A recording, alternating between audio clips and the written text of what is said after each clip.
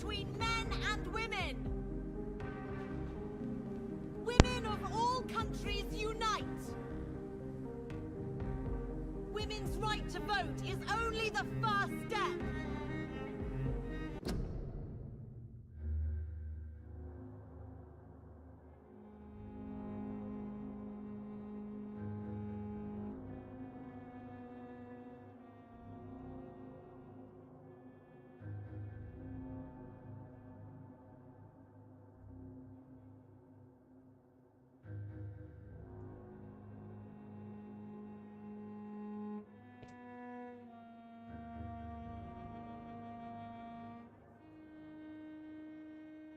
Oh, jetzt bin ich da.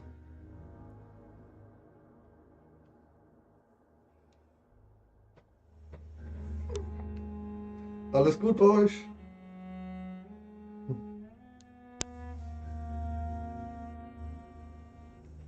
Ja, im Moment ist es besser mit dem Husten. Kann ich die Kamera auch wieder anmachen. Ich muss bloß gucken, ob es mit dem Sound, ob das so passt. Ich hoffe.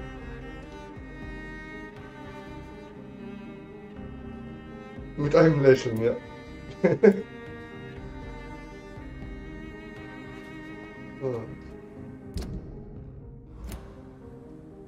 Emily wird vermisst. Schauen wir mal. Ich mache das Spiel ein bisschen leiser. Vielleicht kann man mich dann besser hören.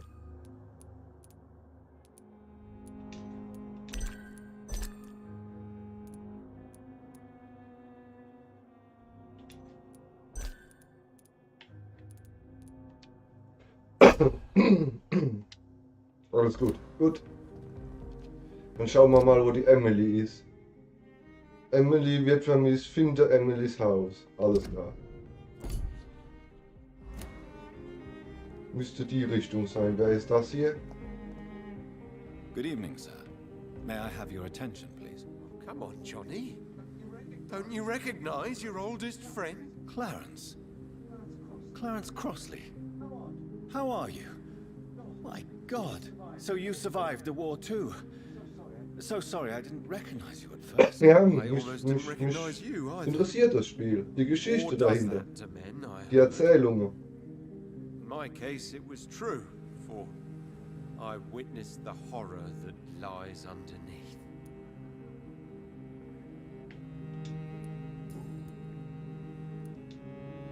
When did you escape the war and return to London? You know what's funny? I almost never think about the war. Not anymore. I'm involved in another kind of battle now. I know what you mean. I haven't had much time to think about the war either since my return. Of course. With the epidemic, I bet you've been busy as well. Forgive me, Johnny, I didn't want to sound selfish.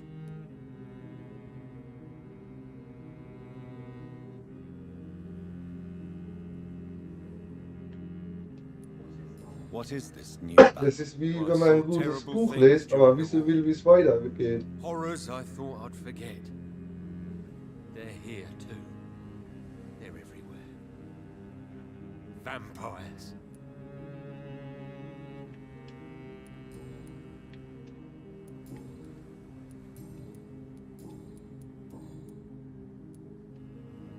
How is your wife, Venus? We've spent so much time away from each other. And so many things have happened. But you're alive. You returned in one piece and you have a family. How many soldiers can say the same? Believe me, it's not quite that simple. Unlike you, I'm not the man I used to be. Is everything all right at home? Surely Venus was relieved to see you return from France in one piece. Have you forgot what people are like in this part of town, Johnny? Venus fears for our family reputation. Now her husband has become the village idiot. Jetzt habe ich wieder neue Informationen von dieser Venus. Das heißt, ich muss zu dieser Venus und muss die wieder befragen. Wie so ein interaktiver Roman. Do you need medical assistance, Clarence? It's a little late for visiting hours, don't you think? What can I say? I haven't lost my old habits. I hope we're talking about the same habits, old friend.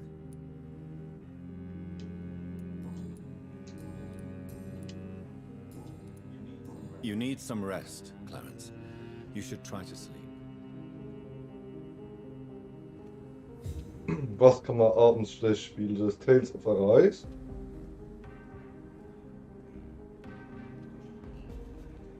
Oh.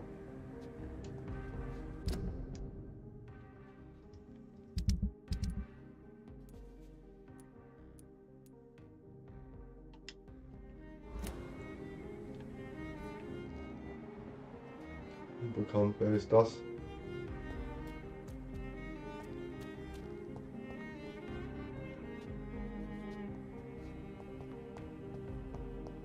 I understand exactly what that boat meant the other night.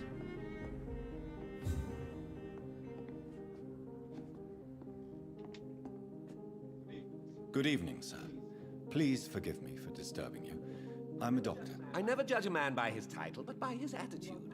And you are not disturbing me at all. I am Calhoun Russell, and I welcome you. Well, I must admit it's good to receive a warm welcome for once. I'm Jonathan Reed. Welcome, Dr. Reed. Welcome to my humble shop.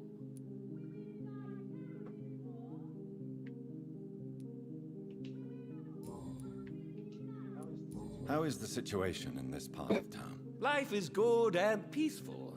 We're lucky to live in such an era of progress and wonders. Are you not concerned about the epidemic? Oh, I'm sure the authorities would take the appropriate measure if the danger were that high. Was hat er jetzt gesagt? Oh. Man muss da schon zuhören. Jetzt weiß ich nicht, was ich antworten soll.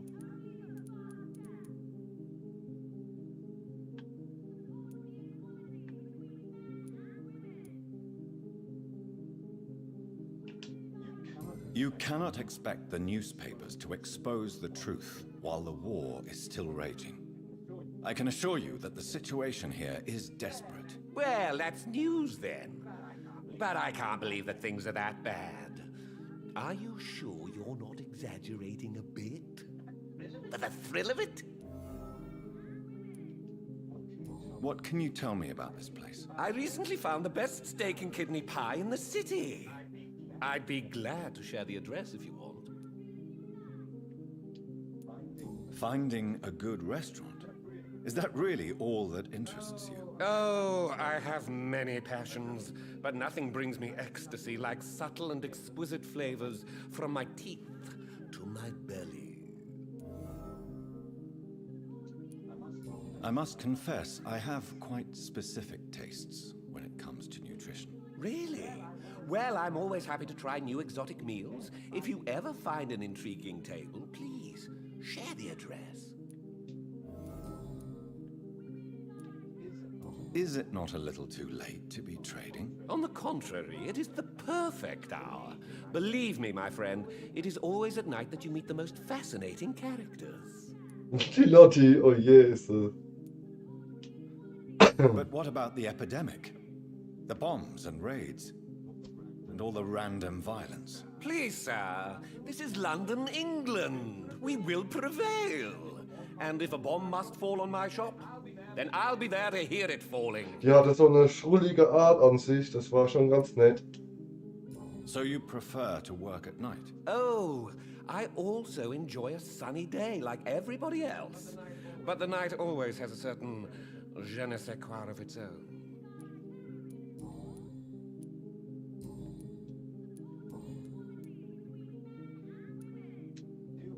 Do you have any family nearby? Not since my parents died.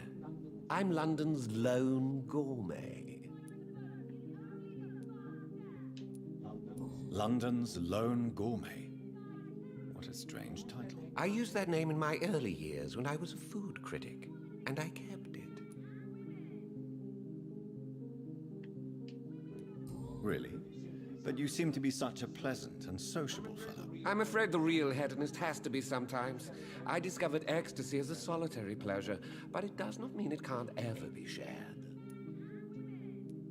Ja, ich muss aber sagen, die Cam, die lenkt mich doch schon ein bisschen ab.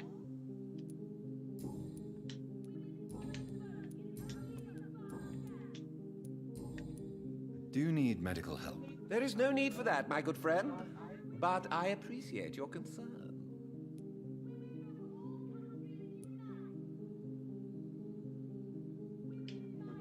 Goodbye, Mr. Russell. I'm sure you'll take care of yourself.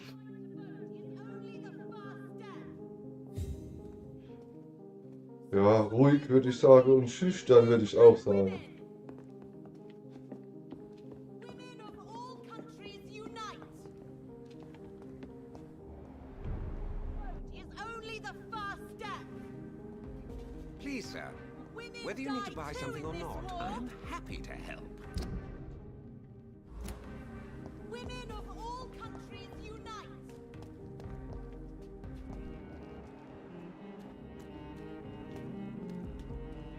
Good evening, old chap. Are you all right? I won't lie to you, Johnny. I'm not a well man. Do you need medical assistance, Clarence? No thanks. But I'll be glad to talk with you during daylight hours for once.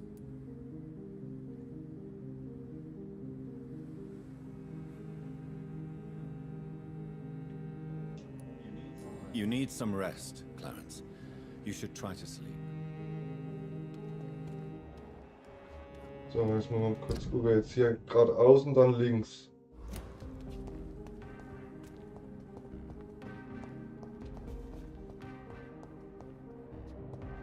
Und ne.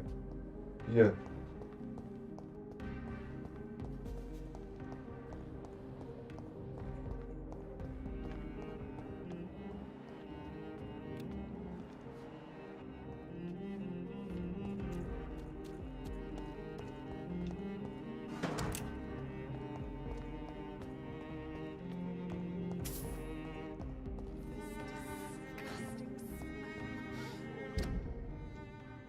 I can't continue like this.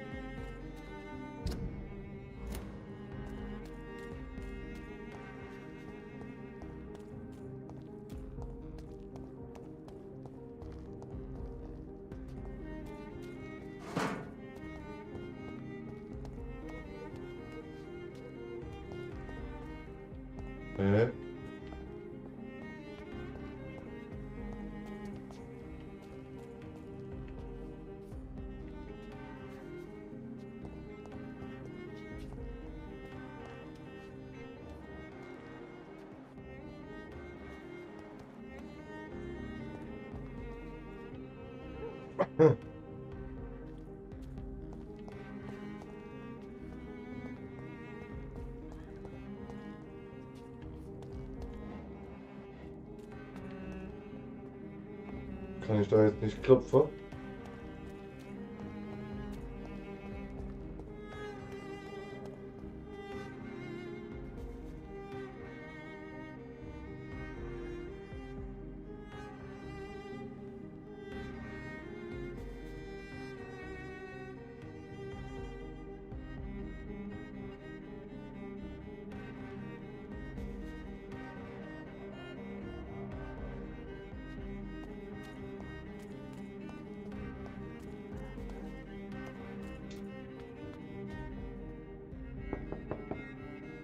Hello again, Venus. Jonathan, you're still up.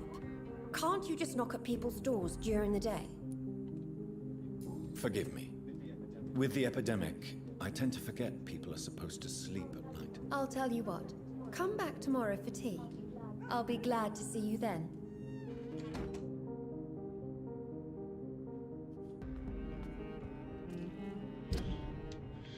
Check's nicht, wo ich bin da gerade. Ich will zu diesem Kopf hier. Hier will ich hier hin.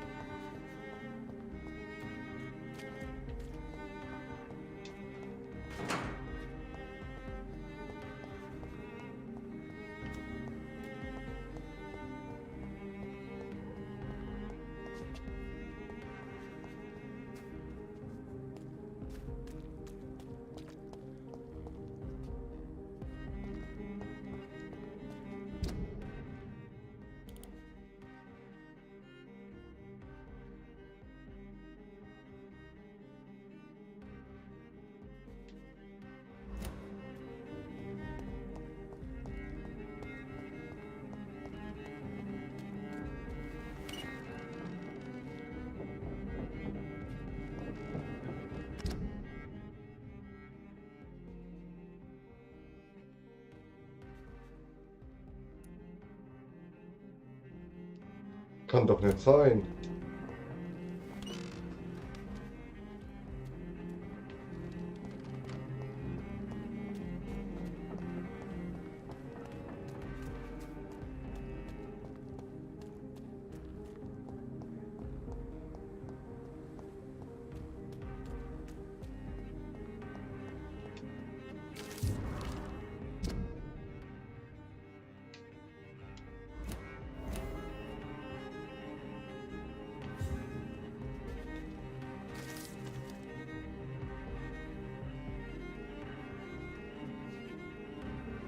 They're all around you, waiting for you to let your guard. Good evening, old chap. Are you all right? I won't lie to you, Johnny. I'm not a well man. Tell me what you have discovered about vampires, Clarence. They've always been here. And if you search for long enough, you realize others know about these devils too. I'm not alone. Have you shared your research with anybody else? No. But I've published my leaflets all across the city, hoping that someday someone will realize I'm printing the truth. What do you mean you're not alone? Who have you met? The Guard of Prewin, the Brotherhood of St. Paul's Stole, Ichabod Throgmorton. Those names always pop up when you dig deep enough. Have you spoken with any of them? No. Aber es ist halt doch, stört mich ein bisschen, dass ich ab und zu so im Kreis laufen muss und nicht vorankomme. Maybe you could, Johnny. Are you asking me to help you prove the existence of vampires, Clarence? Yes, Johnny. Please, gather all the information you can find about vampires and bring it to me. You're the only friend I have left. I need you.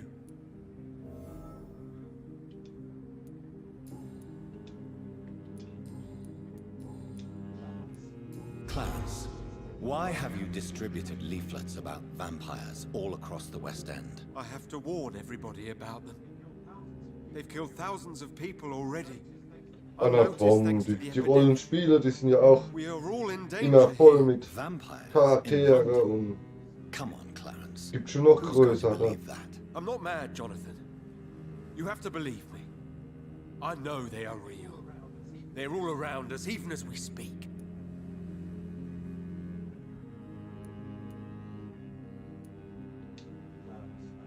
Clarence, I'm your friend, so I'm not going to judge you.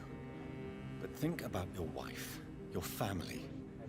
You're in pain, and you need help. I can help you. I don't need a doctor, Jonathan. I need my best friend to trust me. Jetzt habe ich irgendwas falsch geantwortet und habe keine Information gekriegt. Naja. You need some rest, Clarence. You should try to sleep.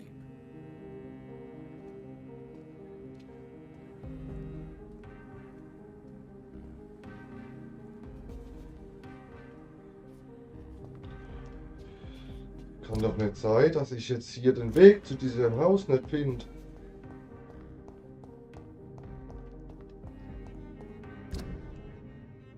Links an dem Brunnen vorbei. Dann muss es doch hier sein.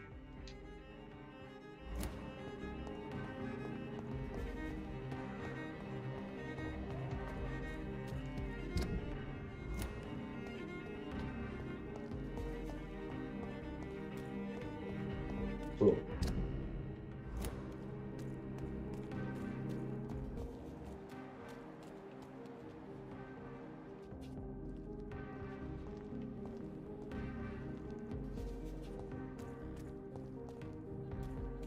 So, jetzt müsste das doch.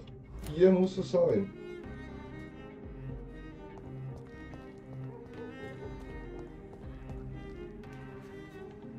Das ist das von. Oh.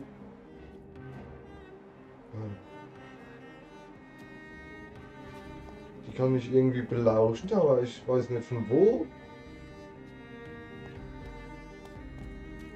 Das macht mich irre gerade. Geht's denn hier hin?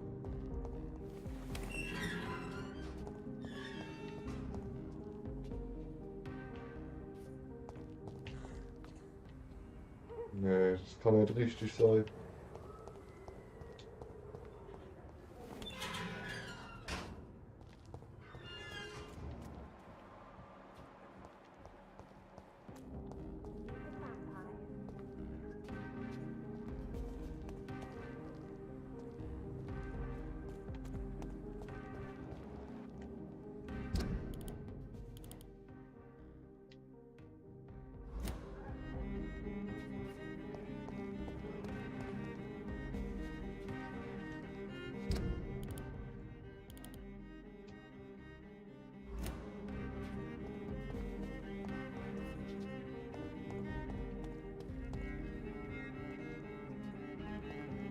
Eieiei.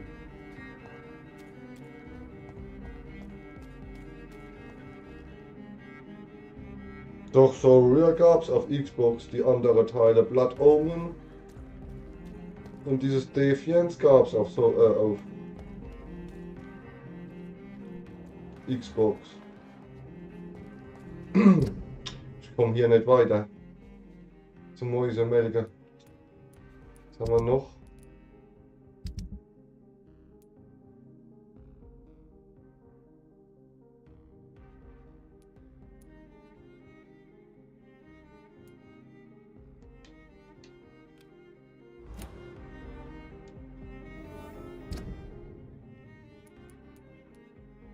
Auch nichts angezeigt.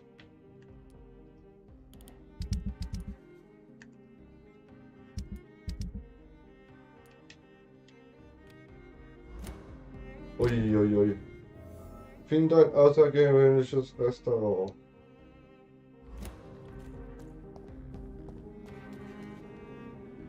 Ja, das ist die Frage. Wo wohnt Emily? Irgendwo hier?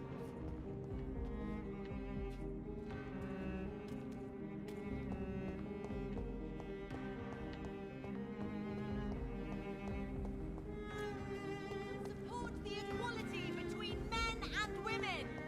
Jetzt mache ich erstmal das andere.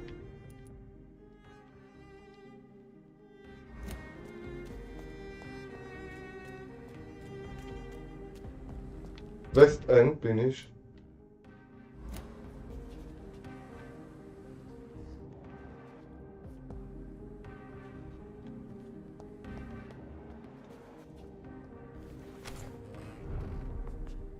Ach, Anwesen der Reitfamilie. Das ist doch mein Anwesen, oder?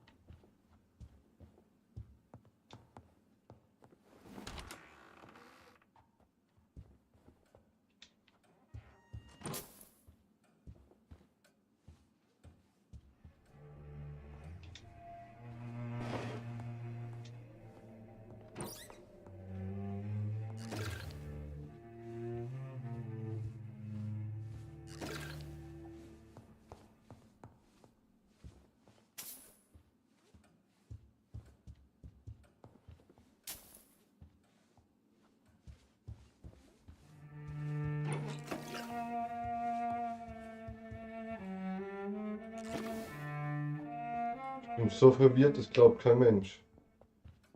War da nicht eben eine Treppe?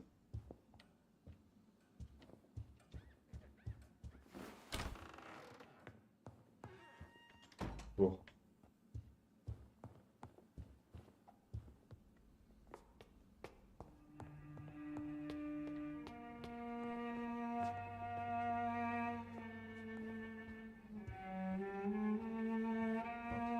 I cannot enter.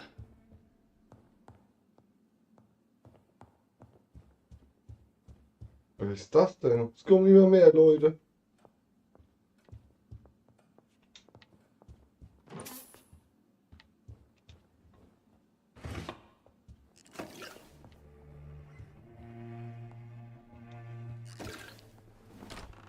Aha, neuer Unterschlupf. Sehr gut.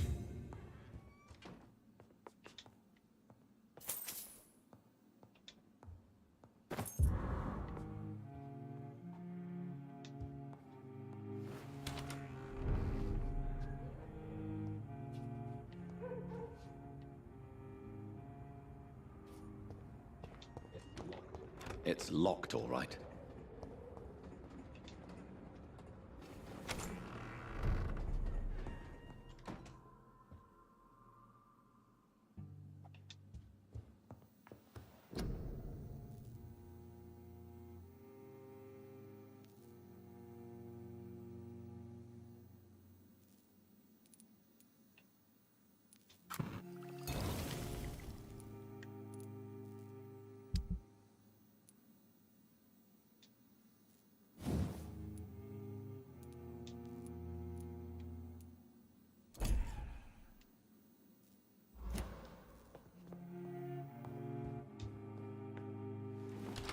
Ja, jetzt suche ich Restaurants.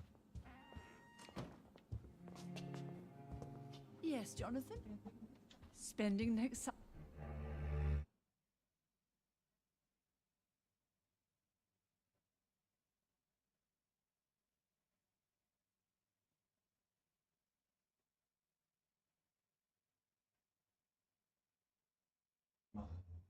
Mother, good evening. Jonathan!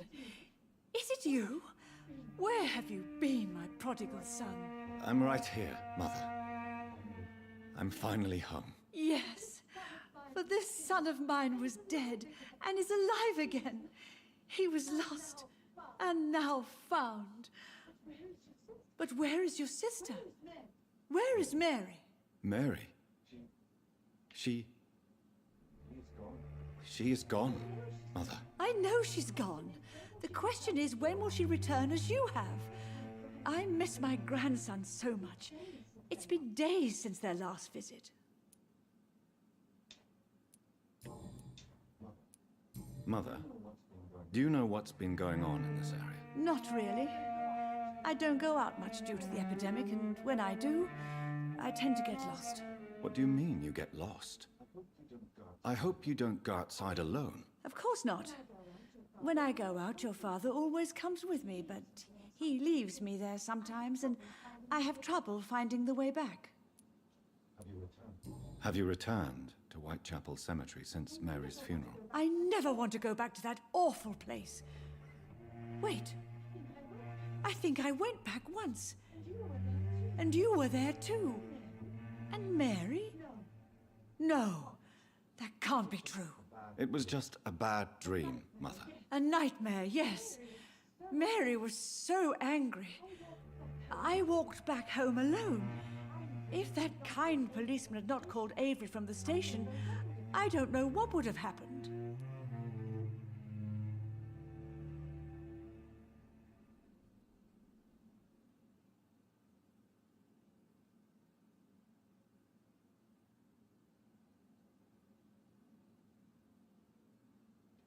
Aha. Ich bin aber etwas Do you need verwirrt. anything, Mother? Can I help you? I just want you to stay with me, Jonathan. Your room is ready. I asked Avery to make your bed. I'll stay as long as I can, I promise. Do you need anything else? Just one thing. Stop staring at me like that. As much as I love you, it breaks my heart to look at those empty and dead eyes. Are you working on a new painting? Not recently. I have trouble focusing on my subject and my mind quickly drifts. It's the same thing when I try to write poetry. I recently met a talented painter with an excellent technique. I wish you two could meet. I'm sure you'd like her. I'd be glad to meet her. What is her name? Is she famous? Is she dead too? She's not famous, and her name is of no importance. And yes, she is also dead. The important thing is, I hope you two get along. If she ever fancies meeting your mother, I'd be glad to welcome her into my home.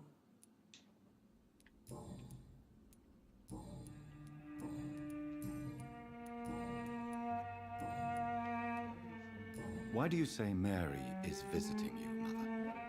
You know that's impossible. Why should it be? Are you not standing in front of me Ich right gucke now? sehr wenig Why Fernsehen. should it be any different with Also your sister? Fernsehen gucke ich so gut wie nie eigentlich. Ich gucke halt die Serie von den verschiedenen Streaming-Anbietern. But Mary really is dead. Yes. Da And gibt's are you not einige, dead wo ich too? ziemlich gut Isn't finde. your father dead? And my grandson and my son-in-law. You're Aber so all eine gone. regelmäßige But you all Fernsehserie still wüsste ich visit jetzt me from keine. time to time. But I'm not dead, Mother. I'm really here. Talking to you. Trying not to cry. Oh, it breaks my heart to have to tell you this. Walking Dead habe ich bis zur 5. Staffel geschaut.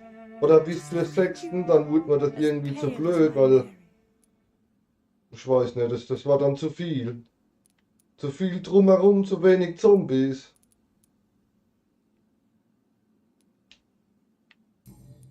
Also bis zur 5. Staffel fand ich Walking Dead sehr gut und dann ist es irgendwie vom Thema abgekommen.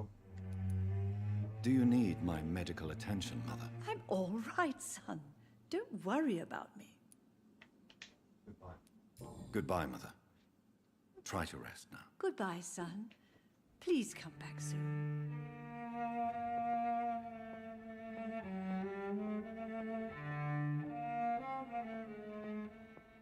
True Blood habe ich mir komplett angeschaut, die ist sehr gut. Das ist eine Vampir-Serie.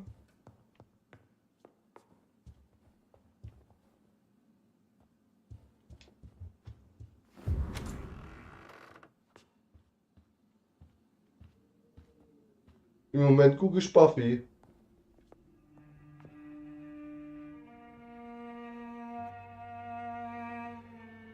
Game of Thrones war gut, ja. Habe ich auch komplett geschaut. Die Sopranos, immer noch legendär. Auch eine geniale Serie. Breaking Bad. Aber die sind ja alle schon fertig. Game of Thrones, ne, warum? Game of Thrones ist gut. Hat mir gut gefallen.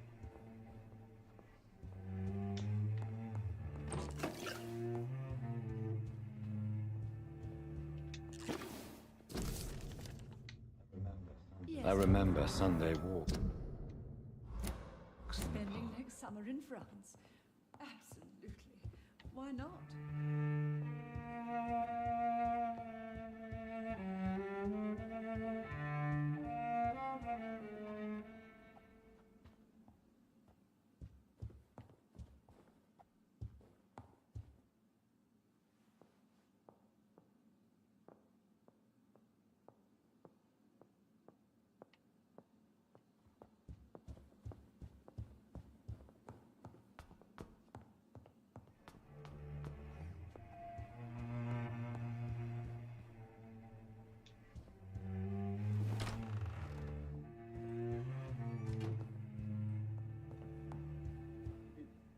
Good evening, Avery. Mr. Jonathan? I can't believe my own eyes. Oh, it's a miracle. We all thought you were... Oh, sir, your poor sister. What a tragedy. I know, Avery. I know about my sister's murder. Miss Reed expected you to return to assist with the funeral, right up until the last minute. Where have you been, Mr. Jonathan? We needed you here. How is my mother? Not well, I'm afraid, sir. Miss Reed is very fragile since the police brought her back home. The police? What happened? Miss Reed was found walking in the streets.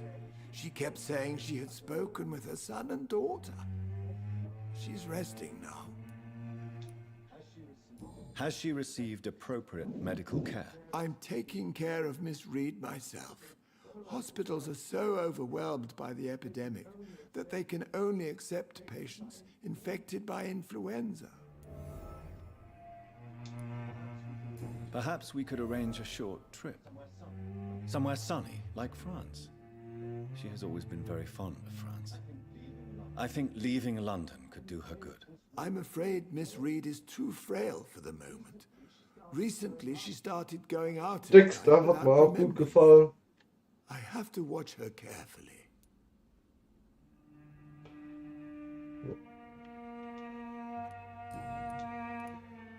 What is the situation in this part of town?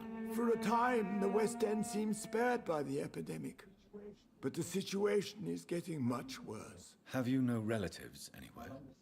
I'll understand if you want to take a few days to see family. Your father managed to guarantee my earnings as long as I take care of this house, sir. My sisters are dead, and I've never met my nephews. I'll stay, sir. I'm sorry I could not be here for Mary's funeral. Your mother was strong, sir, but your support would have been appreciated. Apart from the priest and I, no one else attended your sister's funeral. To be present at the funeral with you both was my dearest wish, Avery. But I'm sorry, I simply could not attend. I would not dare to question your absence, Mr. Jonathan. All I can say is that we missed you a great deal during these difficult days.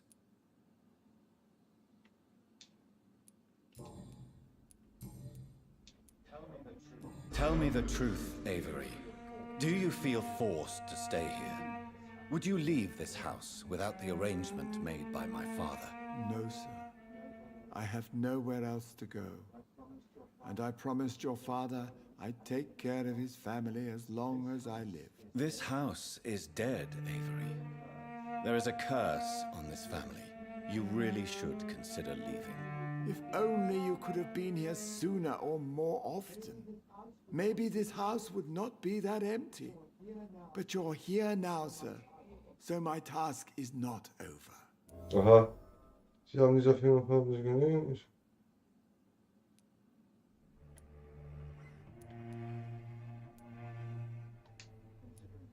Considering the recent tragedies in this family, I'd understand if you want to leave or decide to serve another house. Then I will stay. All I ask is that you take care of my own funeral if I die before the end of the epidemic. No mass grave, please, sir. Do you really think I don't take enough care of my mother, Avery? Yes, I do, Mr. Jonathan. You clearly have something more to say. Speak your mind, Avery. I know you work hard to help the sick, but what will you do once the epidemic is over?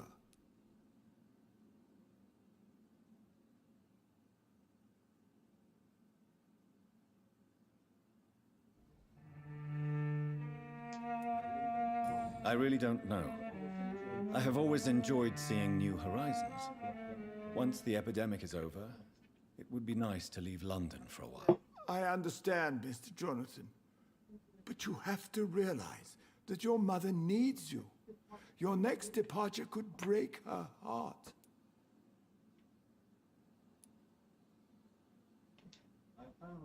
I found an old letter written by my father and addressed to me. Do you know anything about it, Avery? Your father wanted me to give you this letter for your 35th birthday, but you left for the war. Nein, The Kaffee letter ist remained das. in his office Kaffee aus der Dose. until tonight. I realize now you knew my father better than I did. Do you know why he left, Avery? Did he ever speak to you about his departure? No, sir. Mr. Reed was not exactly forthcoming. Perhaps this letter will give you the information you require.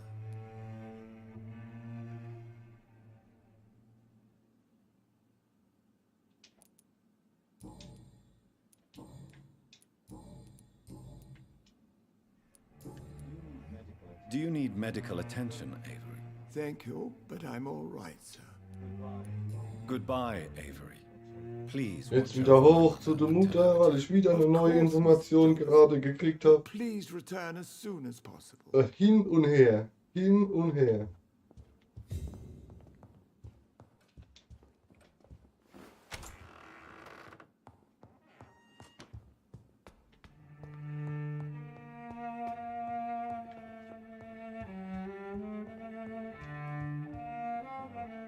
Hello again, Mother. Jonathan, back already. Good, good. I Das was schmeckt just ganz about gut. to go Ich outside vergesse to bloß find immer you. wieder das Schütteln vorher. shouldn't stay Dann habe ich am away for Schluss so so einen long. Satz. Da ist ein bisschen bitter.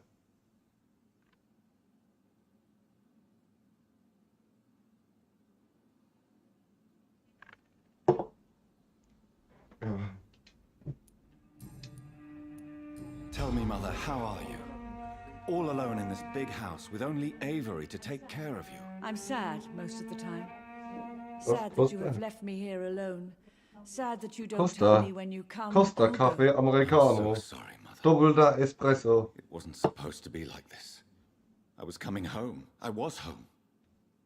London, the Thames, and then it happened. What happened, Johnny? Was hat sie gesagt?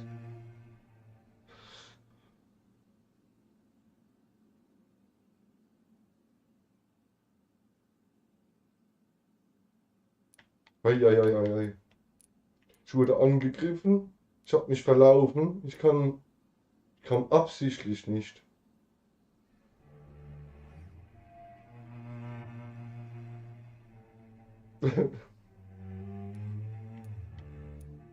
Ich habe mich verlaufen. I lost my way. Somewhere between the boat and the house, my life changed completely. You should have told me, Johnny. I would have understood. You always were a secretive little boy.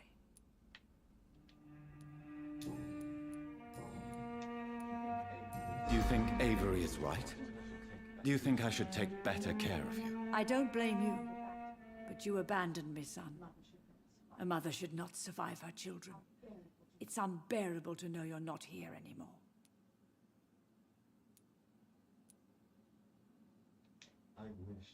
I wish I could stay here and take care of you. But I'm involved in some terrible things, and I don't want to put you in any danger. You don't have to apologize to me, Johnny. Do you think I did not notice how much you have changed? Have I changed that much, Mother? Am I still your son? You are still, and you'll always be. Despite your pale skin, your bloody eyes, and that echoing sadness in your voice. Father seems to have left me some documents. Some sort of treasure hunt game. Do you know anything about them? No, Johnny. But your father always loved to write these little games for you when you were a boy. Don't you remember? I remember now. He used to post me these riddles, as though they were sent by a mysterious games master.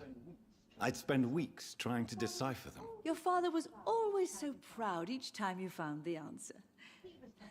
He was not just the serious doer banker everybody thought he was. I was proud too.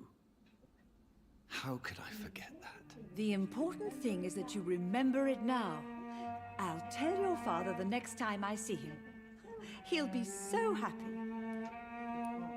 Could Father have conceived some sort of final game for me before he left? I really can't say, Johnny. Perhaps you should talk with Avery about that. He was your father's confidant, more than I.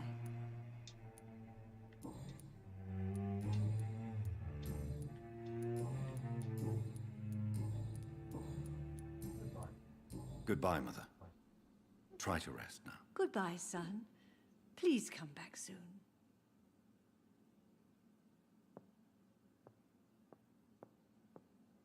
Ja, das ist mir auch schon aufgefallen. Manchmal hängt so ein Grafikzapper. So. Was hast du jetzt gesagt? In mein Zimmer soll ich gehen? Und auf den Balkon?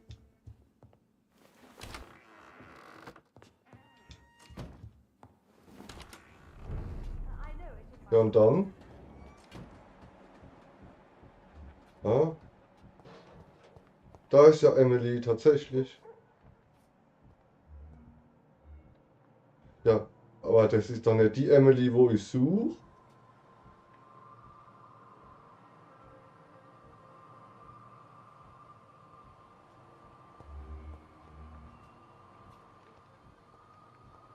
Das ist Emily, das ist ja meine Mutter.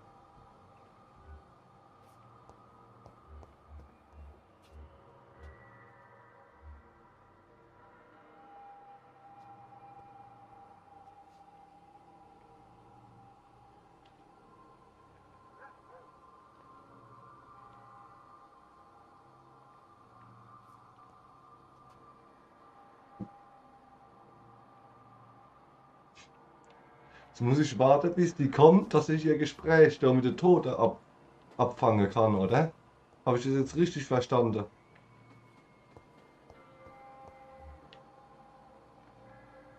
Wo ist sie dann jetzt?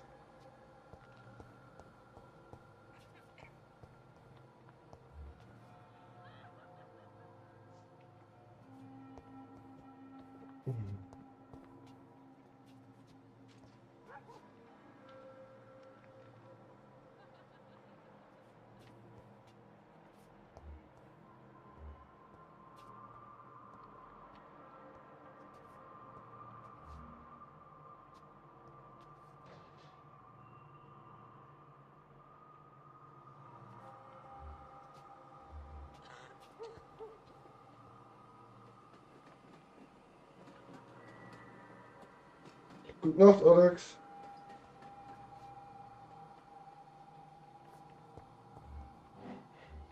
Aha.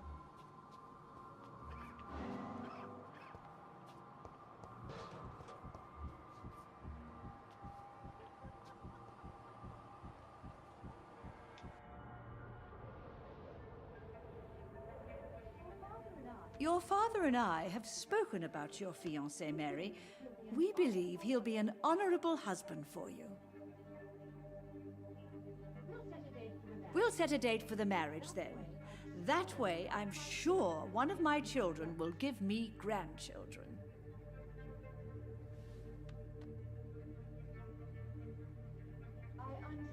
I understand your thirst for knowledge, Jonathan, and your father and I are proud of it. But you are not that young anymore, my son. When will I meet your soulmate?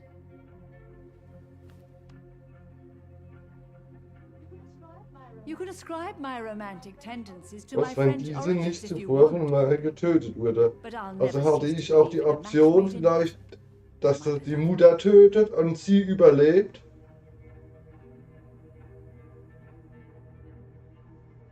I really wish you could meet her, Mother. You would love her. Vielleicht wäre es It's dann, locked. vielleicht wäre es dann andersrum. Wenn die Mutter tot wäre, würde vielleicht die Mary noch leben. Das weiß man nicht so genau. So.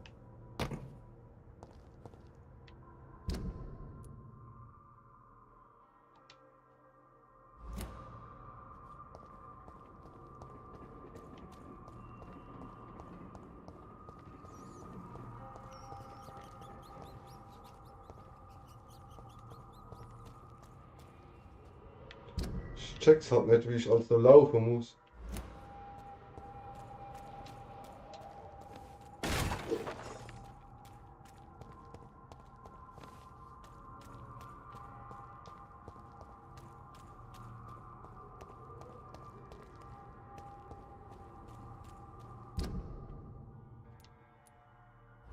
Was ist denn jetzt eigentlich da oben? Was soll ich hier oben?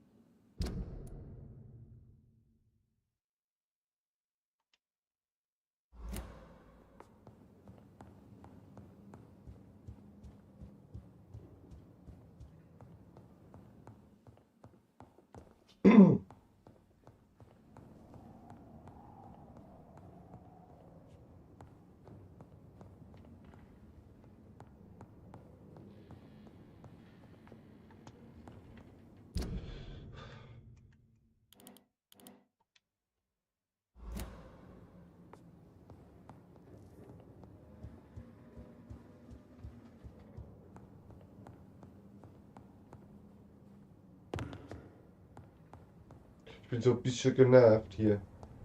Ich komme hier einfach nicht an mein Ziel.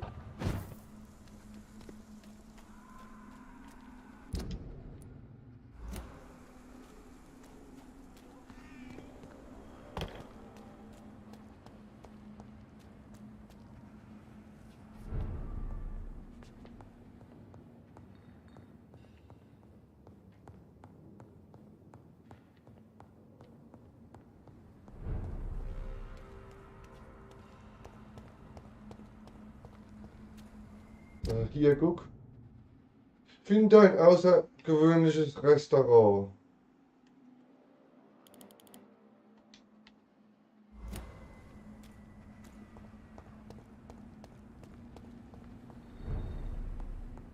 Wo soll das sein?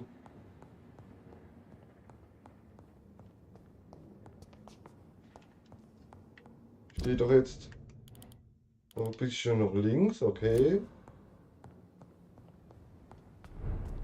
Jetzt stehe ich doch direkt davor.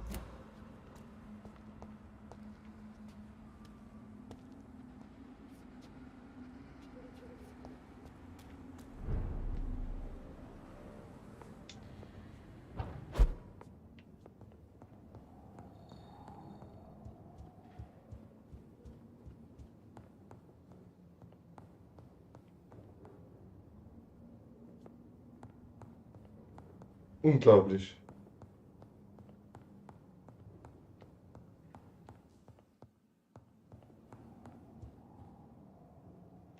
Ja doch, es zeigt, der Pfeil nach unten zeigt ja eigentlich an, dass das Ziel unten ist. Also gehe ich jetzt runter.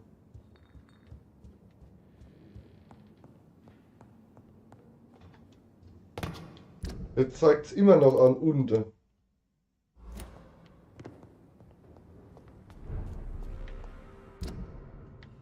Kapiere ich nicht.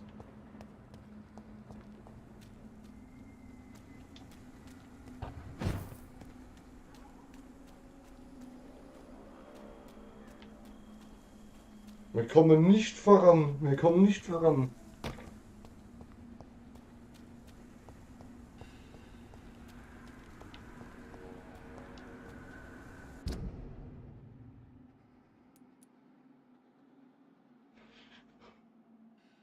Laufen wir halt mal dahin.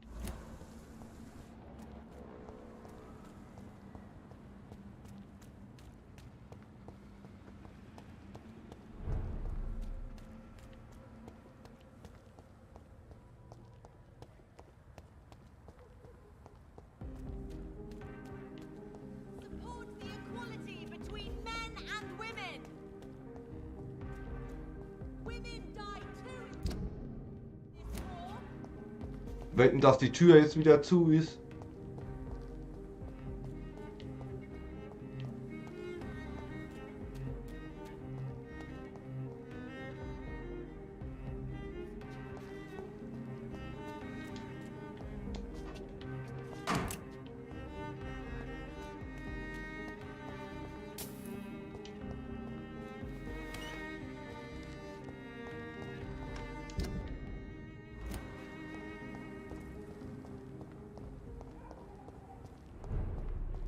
So.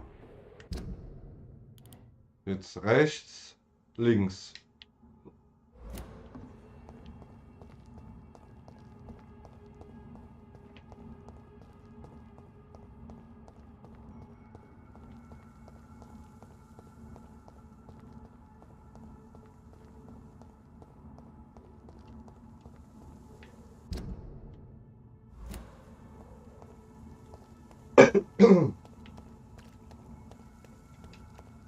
So, und jetzt stehe ich direkt.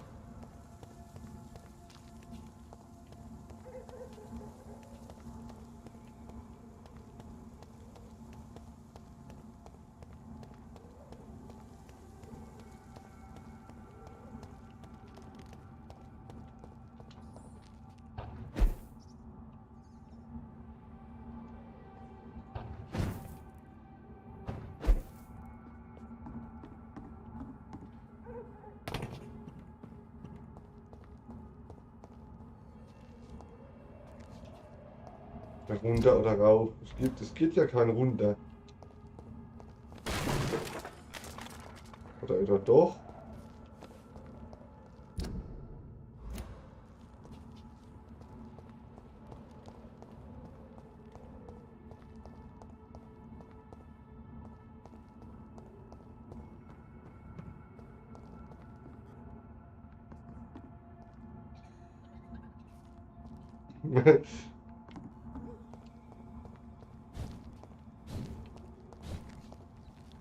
So. Hier geht's nicht runter.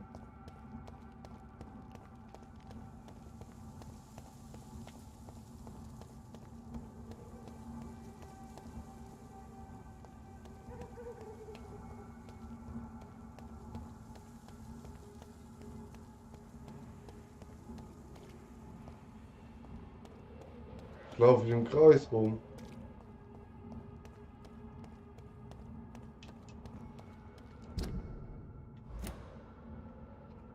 Oh, bin genervt. Hier kommen wir nicht weiter. Wie machen wir das? Emilys Haus findet man nicht.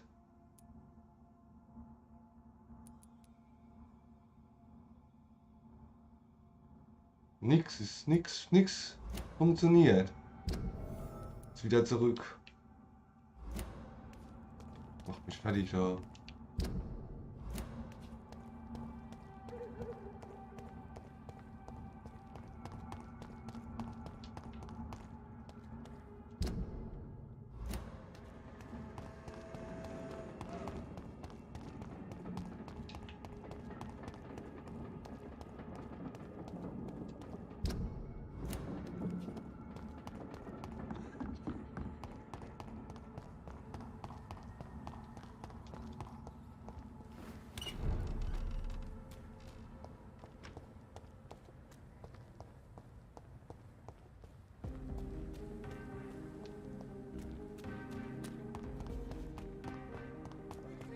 Let your guard down. Support the equality between men and women.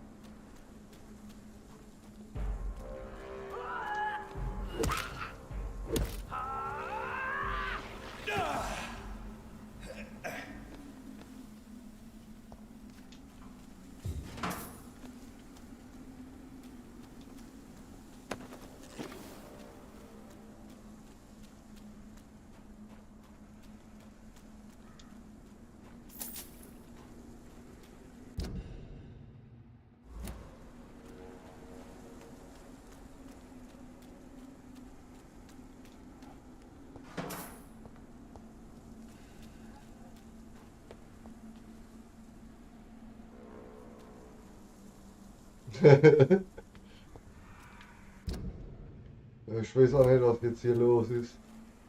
Das Spiel veralbert mich.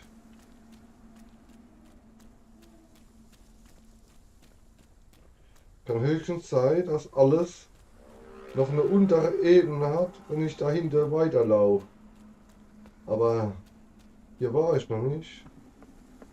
Beziehungsweise, ja, hier war ich noch nicht.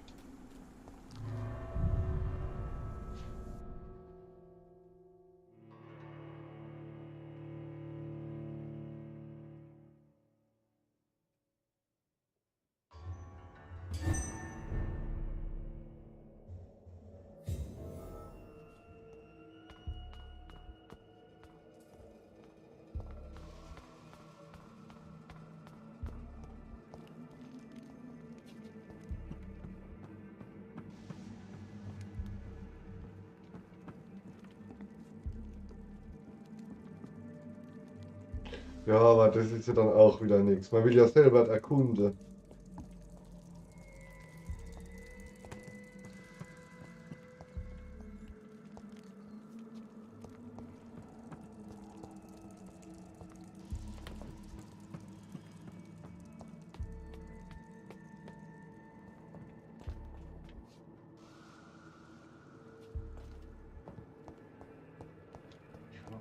I cannot enter. Also ich würde mich täuschen, aber ich glaube, hier war ich doch schon, nur von der anderen Seite. Oh, wer ist das denn?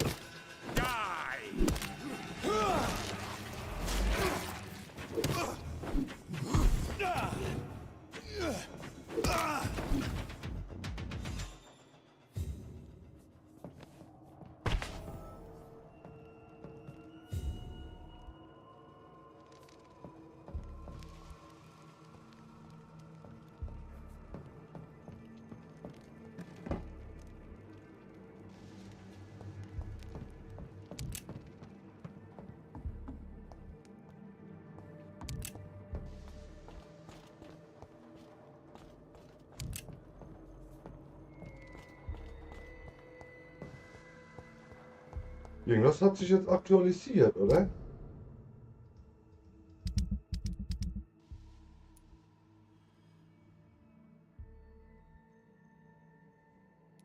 Ich blick's langsam, blick ich nicht mehr.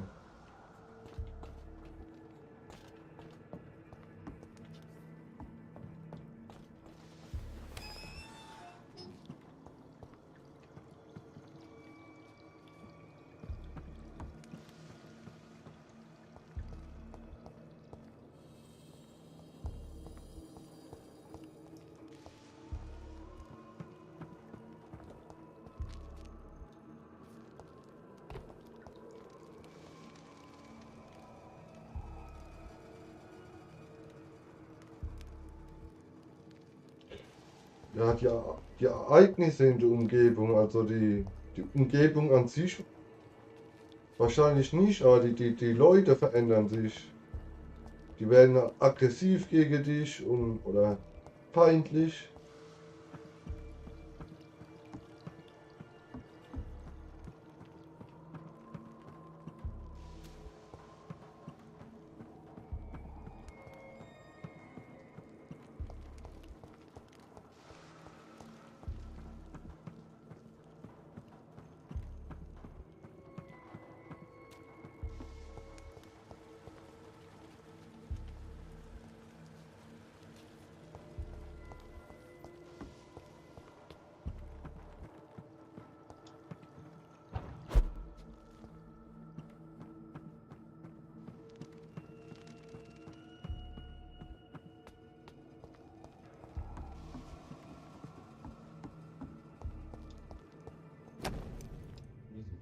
Louise's father was determined Aha, to sehr gut.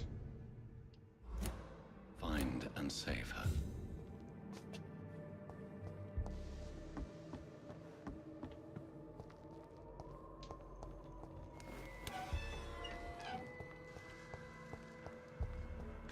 Jetzt hat sich was verändert, oder?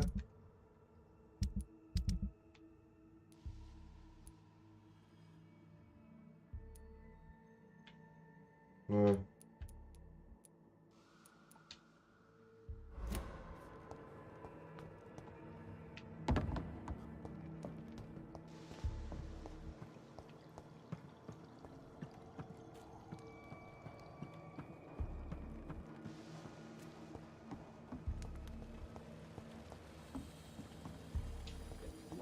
It's locked, all right.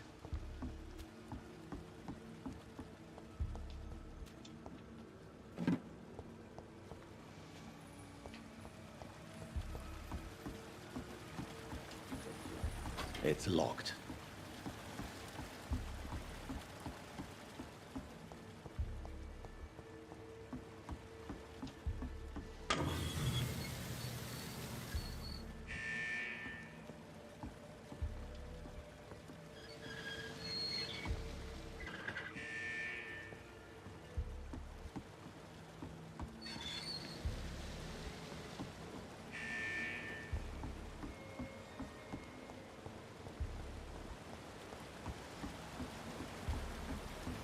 I cannot enter.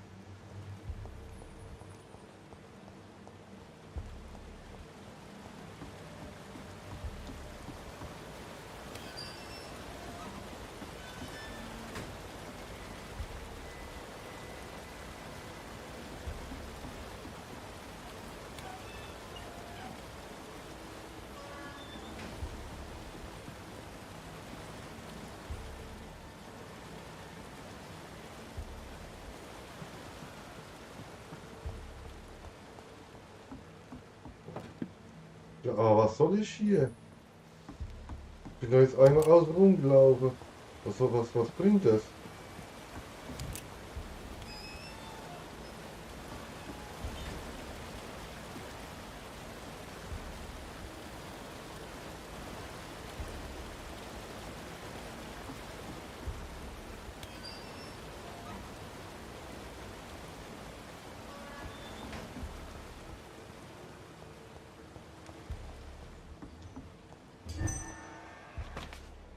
Was ist jetzt?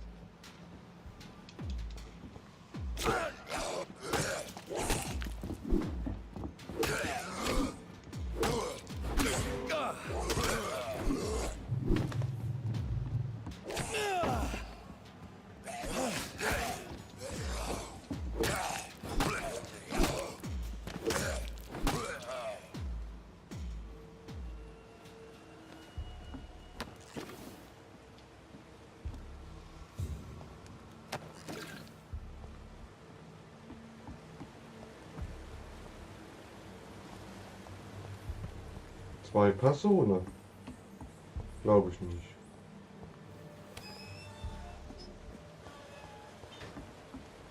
Aber ich frage mich, was das für einen Sinn hat, hier im Kreis zu laufen.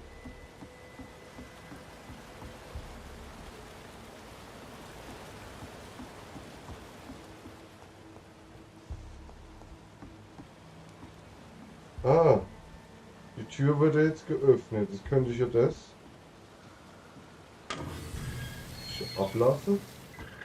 Jetzt wird es wieder zu sein, vermutlich, oder? Ja. Vielleicht von der anderen Seite jetzt.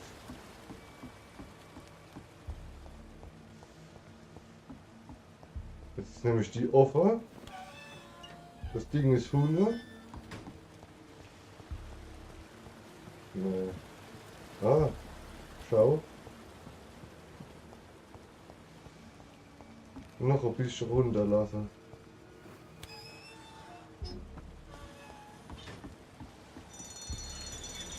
Nee, runter will ich. Runter.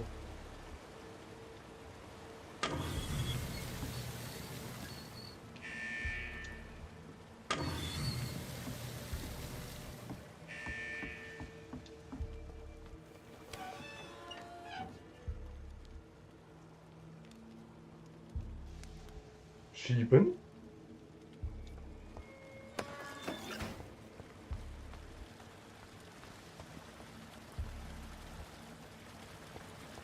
Muss nichts schieben.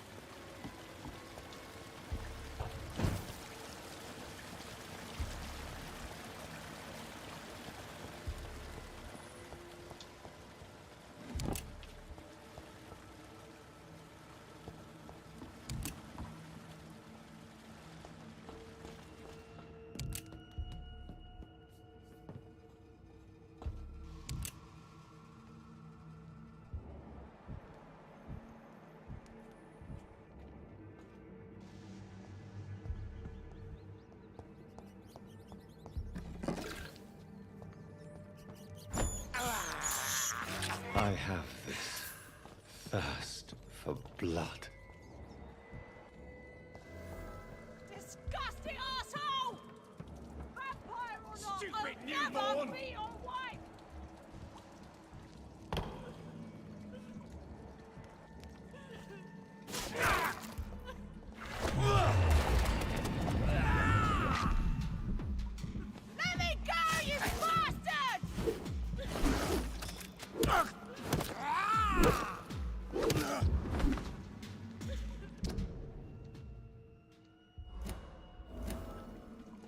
How long are you gonna keep me locked in here? Endlich mal kommen wir voran.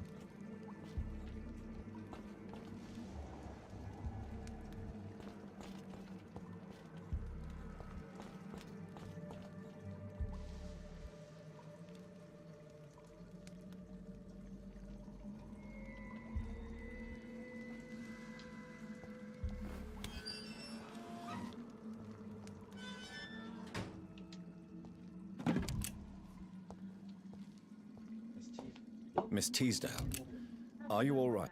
How do you know my name? Who are you? My name is Dr. Reed. I managed to track you down thanks to your father. So my father really was looking after me. This man, this vampire told me my father was dead. Is it true? I'm afraid so, miss. I'm so sorry for your loss. But you are free to go, as your abductor is no more. I suppose my jailer also killed my father, didn't he? Thankfully, he did not search your father's corpse, where I found his notes describing where he might find you. You should read them. I must find my father's body. He deserves a proper burial. Goodbye, Miss Teasdale, and be careful. Until we meet again.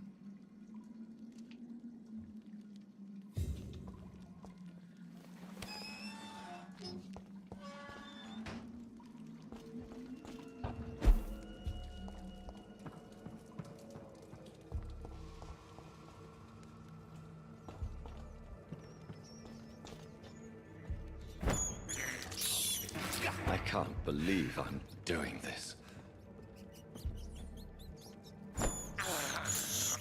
I have this thirst for blood.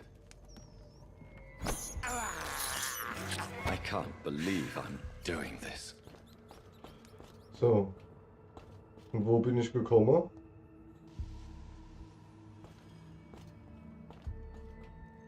Bin ich schon untergekommen? Gehen wir mal hoch.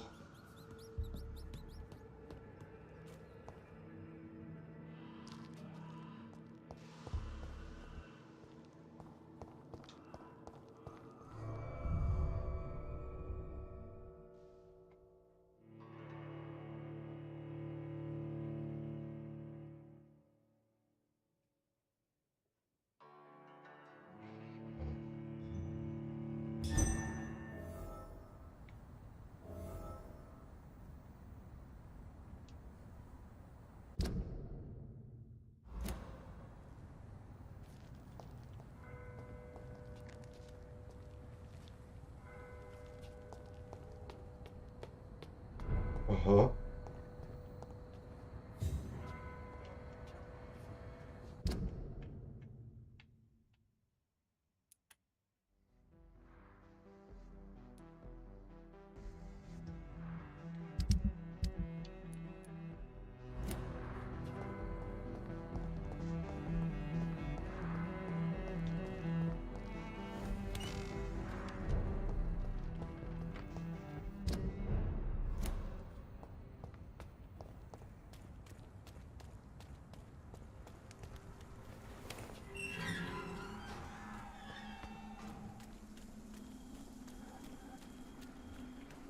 So.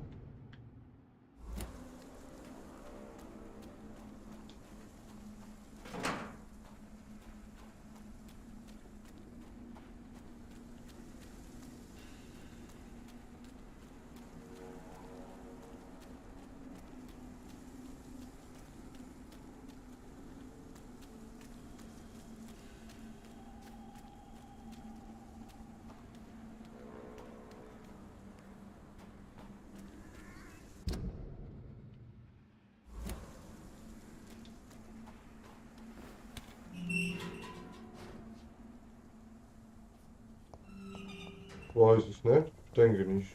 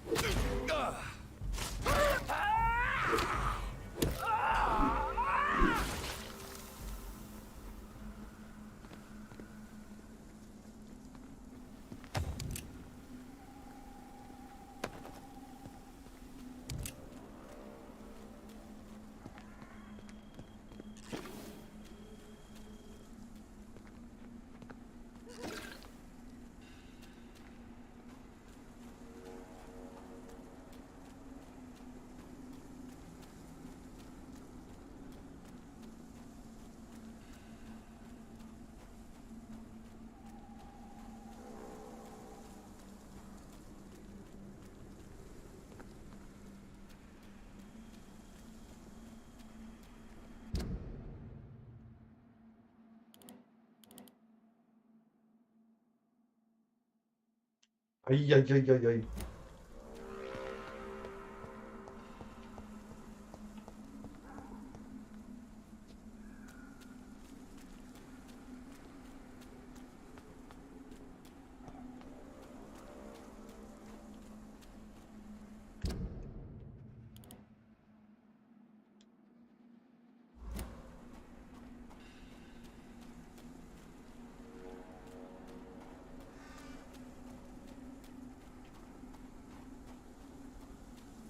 Das macht mich wahnsinnig. Diese Sucherei.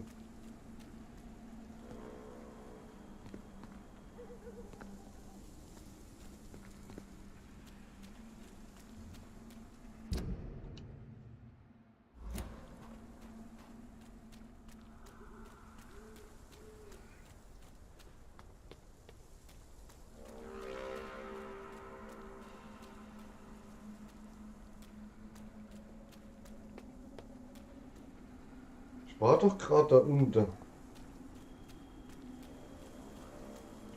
Nochmal.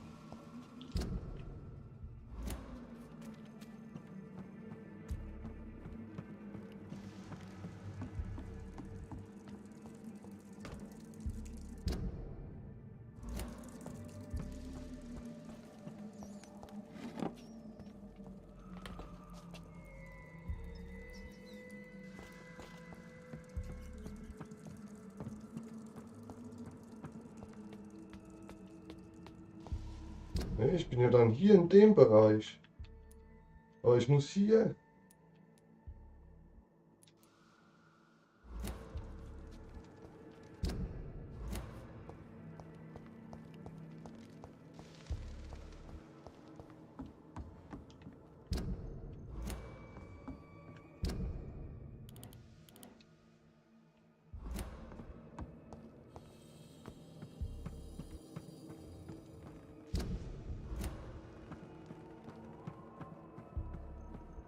Hä? So, jetzt nach links.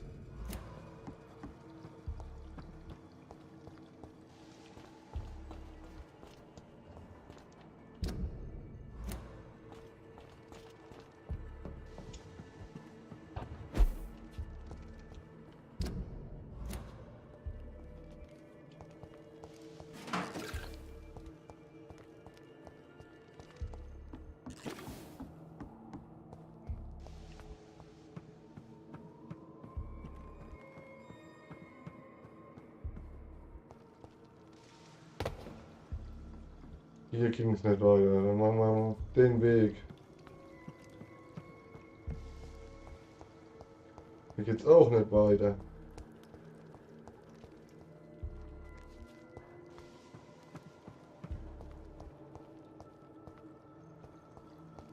So bleibt ja nur noch diesen Weg. So, hier nach links. Wir entfernen uns immer mehr. Geht's auch nicht weiter. Jetzt ist auch ein Pfeil wieder Obersicht. Oben auf dem Radar. Der Pfeil zeigt nach oben, also es zieht über mir.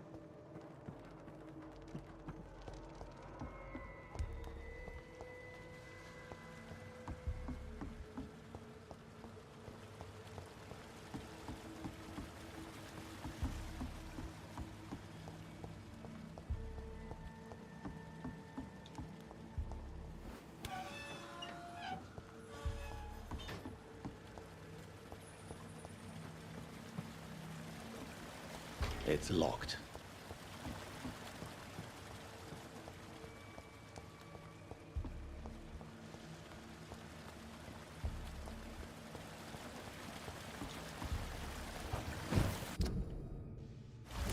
Kann nicht richtig sein.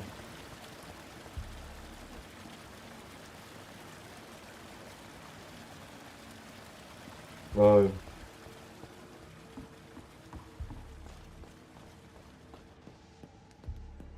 So, ist der Feind immer noch über mir.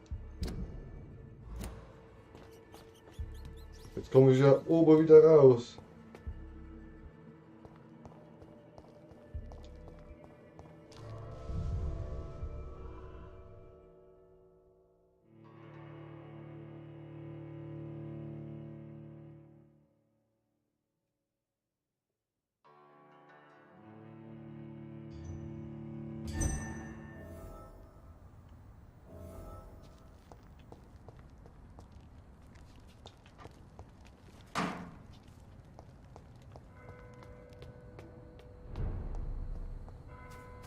Jetzt zeigt der Pfeil nach oben. Also das heißt, es ist über mir.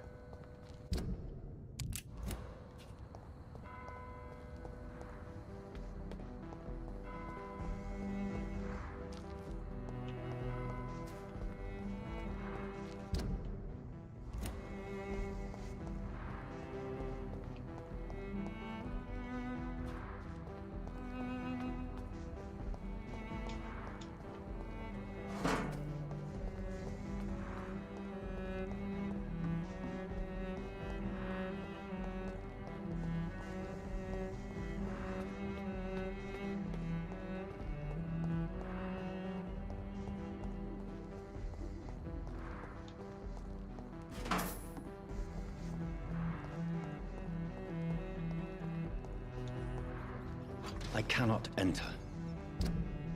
Vielleicht in eine ganz andere Richtung.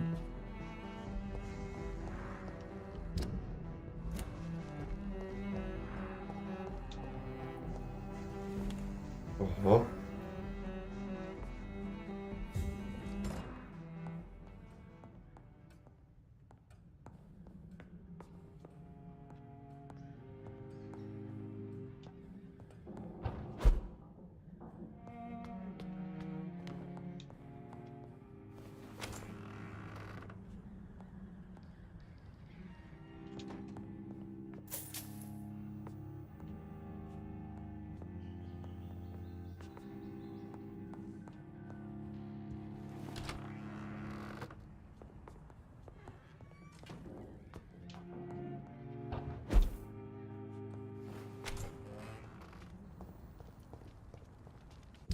Auf jeden Fall laufen wir falsch.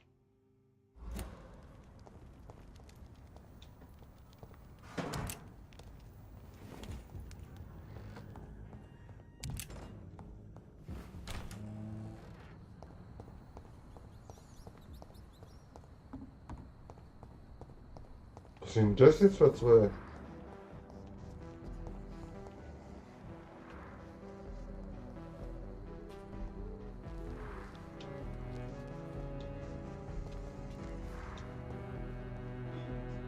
Good evening, sir. I am Dr. Jonathan Reed. Do you need my help? Yes, please. Would you be kind enough to tell me what the time is? That's all you need to know. Well, is it not important to know? As important as where you are? Or who you are? I suppose you're right. And who are you then, sir? I am Agamemnon Baker. Like my brother, I think we need to leave this city immediately. And my brother and I rarely agree on anything. May I ask what you're doing outside at this hour of night? I don't know. You should ask my brother instead. It was his idea in the first place. You must have your own ideas. From what I have managed to understand, I guess we're supposed to wait here. Waiting for someone to come. What can you tell me about this part of town? It's the only place I've considered myself happy. Or at least that's what I believe. Unfortunately, it's time to leave. Why is that? Because I'm not feeling happy here anymore. Are you? What kind of question is that? What am I supposed to answer, exactly? The truth. And I believe you just did it, actually. May I ask why you've not gone already, if you're so exasperated by this long wait? I believe fear is holding us back. My brother would have said it's laziness, but it's just because he's prouder than I am. What can you tell me about your brother? He's older than me. Da hockt doch genau But the daneben. important thing is that I really hope I'll die before him. Grief would just kill me, you know? Is that all? Pericles is very attached to this city, and without my insistence, he would never leave this place. We don't often agree on anything, you see? Who are you waiting for, exactly? The more I think about it, the more I believe it's not exactly a person we are waiting for. But what else could it be, then? I don't know. A feeling? An event? An impulse? How can I tell? Something that would allow us to leave this trap. I'm afraid I'm not following you. What kind of trap are you talking about? Have you ever felt like life trapped you in a role that does not fit you? That you are not in your place? That sort of trap.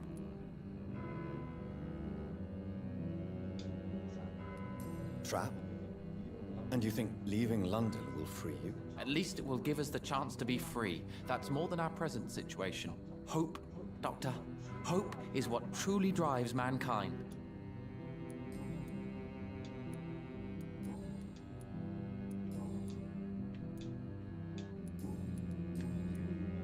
Do you need my medical attention, sir? I would appreciate some sunshine right now, but otherwise I'm fine. Thank you. Goodbye for now, Mr. Baker.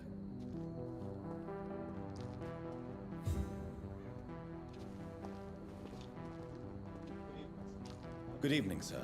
I'm Dr. Reed. Can I be of assistance? Dr. Reed? Dr. Reed? Is there anything wrong? No, it's just... your name sounds familiar. And your face. Have we met before? I think I would remember.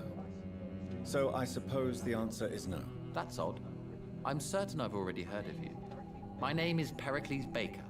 Does that mean anything to you? I'm afraid not, sir. But it's a pleasure to meet you anyway. The pleasure is mine, I guess. I Ich only werde wish noch I bis could remember 12 when it fertig was that machen we und met. dann mache ich Feierabend. Tell me about yourself, Mr. Baker. What are you doing out here in the middle of the night? We are waiting. Waiting for someone. And why are you waiting for this person? Because we need to leave this city. As soon as possible. Why do you want to leave the city? I'm not really sure.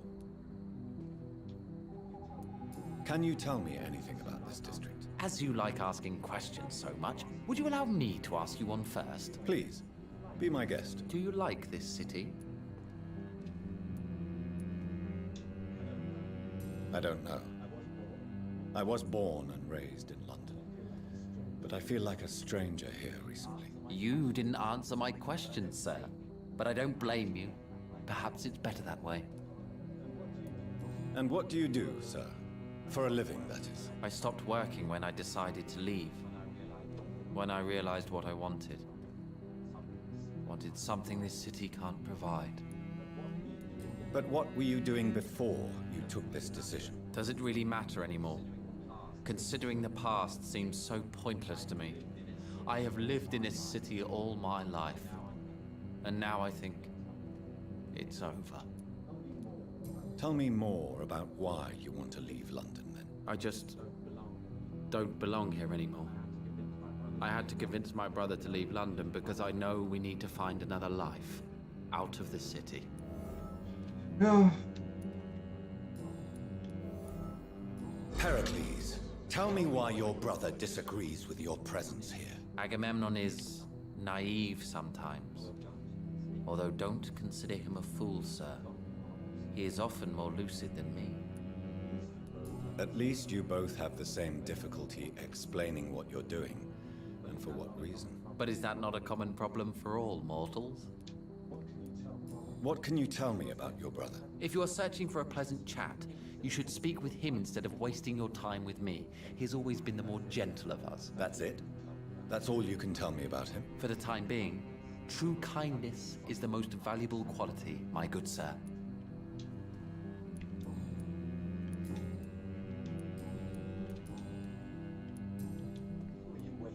Who are you waiting for?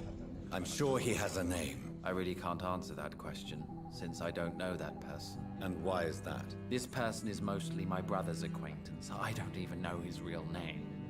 Only that this man could help us leave this city once and for all. But why would you need this person's help to leave London anyway? Well, I thought we should have left this cursed place already, but my brother convinced me to stay a while longer, and here we are.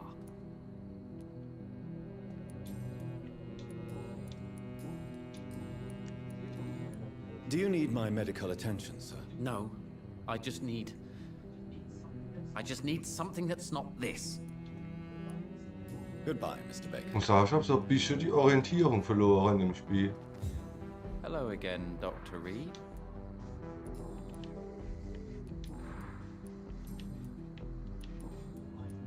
Goodbye for now, Mr. Baker. So. Wollen wir jetzt so ewig lang rumsuchen? Guck, es ist die krank. Das ist doch die unende Kanalisation. Ich werd bekloppt.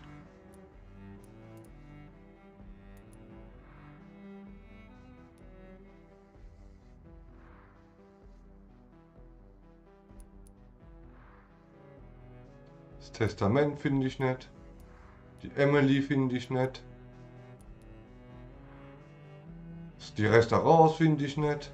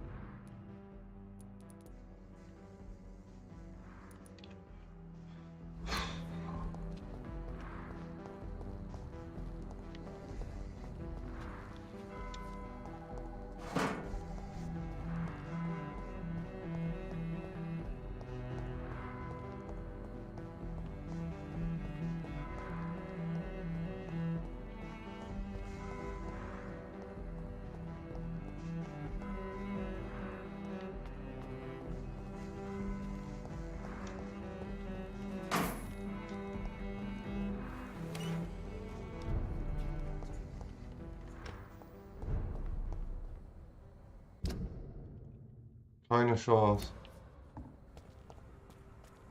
Bin komplett lost.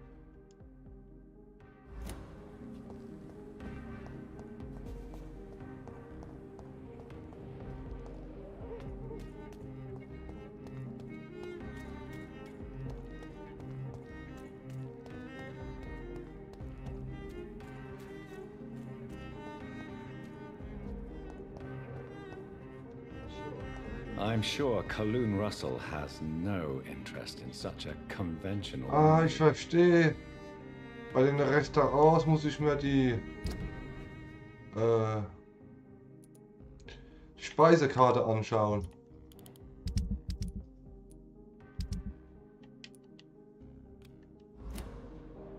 Okay, dann versuchen wir es nochmal.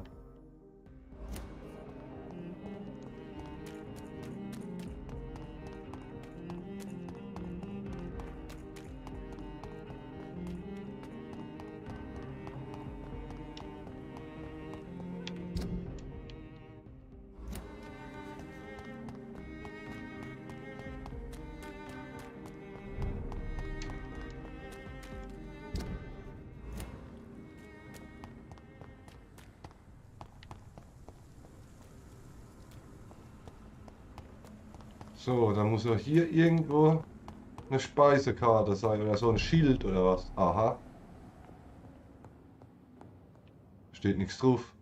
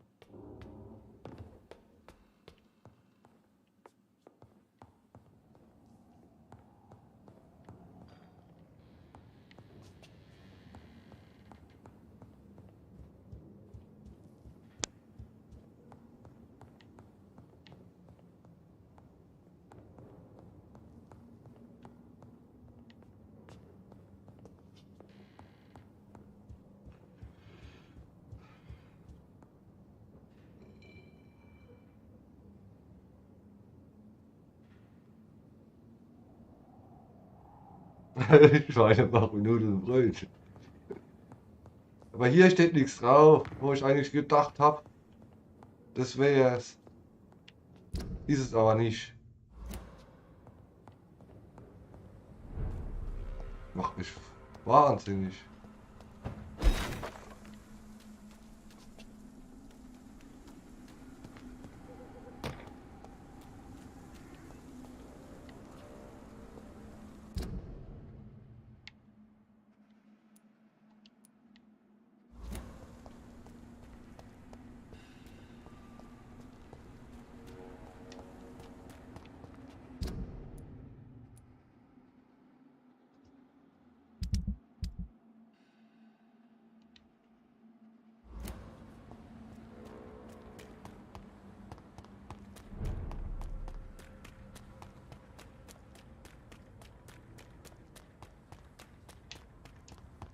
Women die too in this war. Women's right to vote is only the first.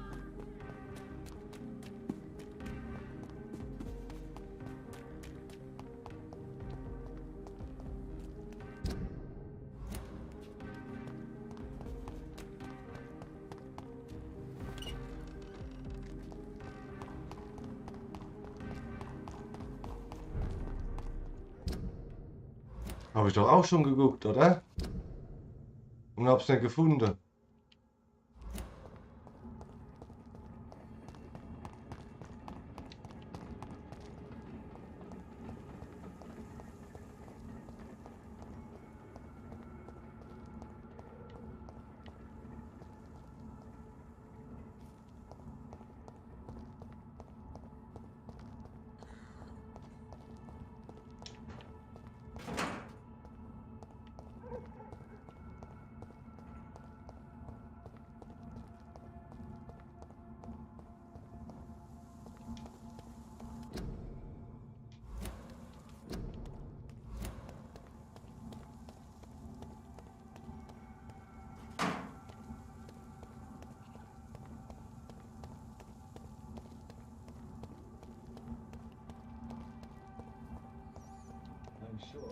I'm sure Kaloon Russell has no interest in such a conventional menu. Keine Ahnung, was die von mir wollen.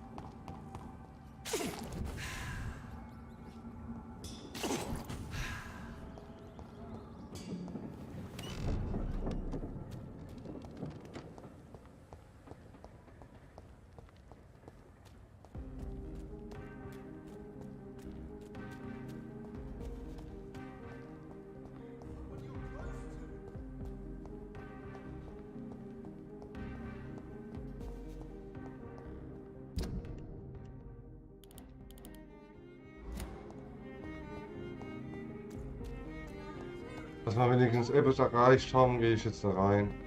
Women's right to vote is only the first.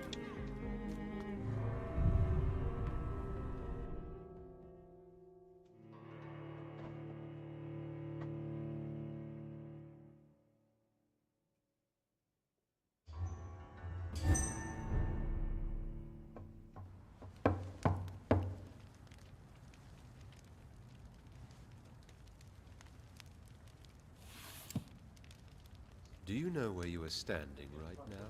In front of the Ascalon Club, I presume. The Ascalon Club only summons or ostracizes. What is your business tonight? I received an invitation. I'm Dr. Jonathan Reed.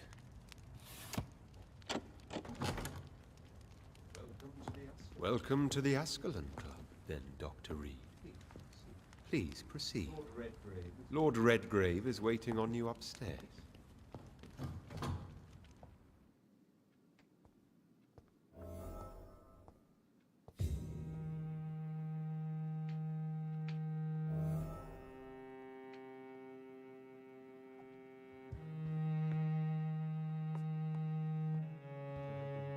There has been quite a battle here.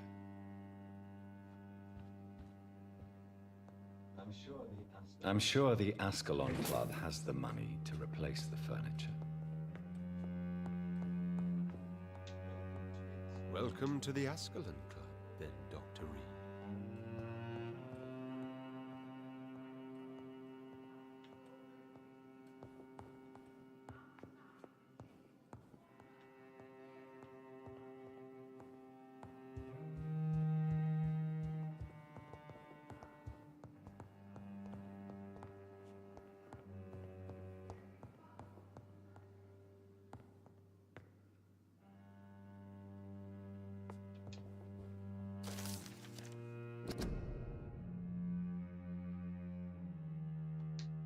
Die Schraube kann ich verwenden, um Waffen abzugraden.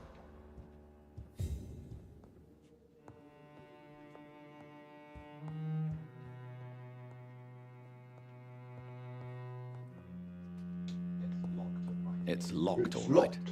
It's locked.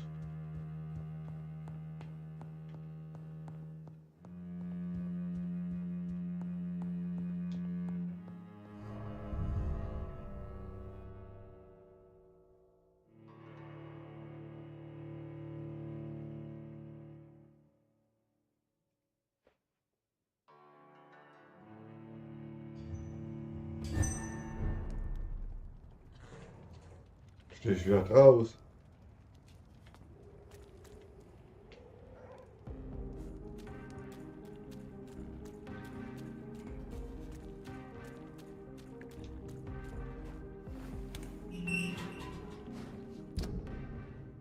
Ach, jetzt bin ich auf der anderen Seite. War ich hier schon?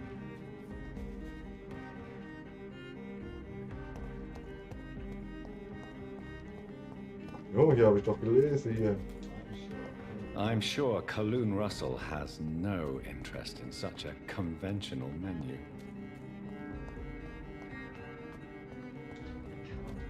I cannot enter.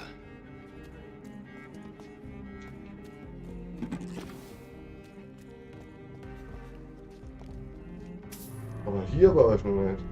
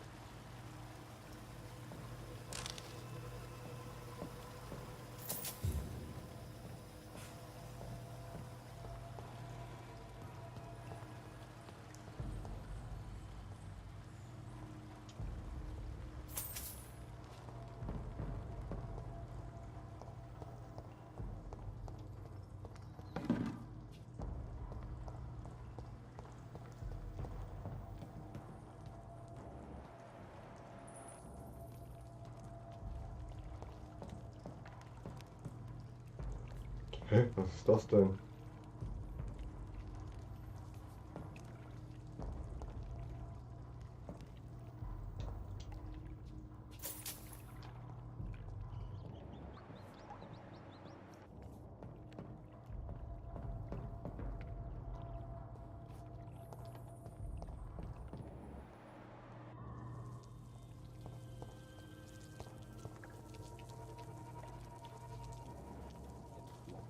It's locked, all right.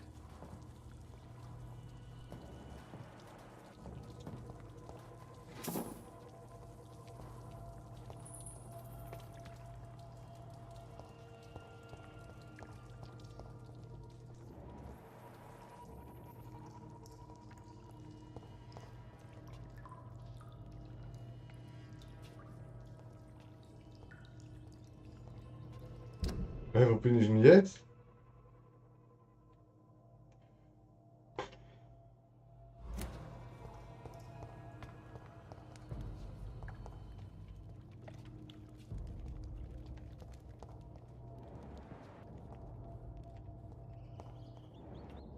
Ich bezweifle, dass ich hier entlang muss. Bin wieder zurück. Bin schon außerhalb von der Karte hier. Das macht mich wahnsinnig.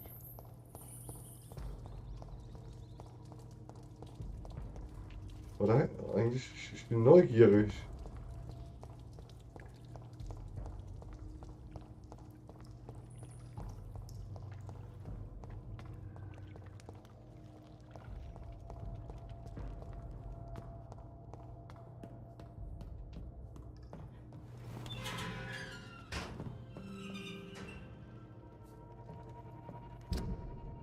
Aber dann komme ich hier wahrscheinlich raus. Nee, jetzt zurück.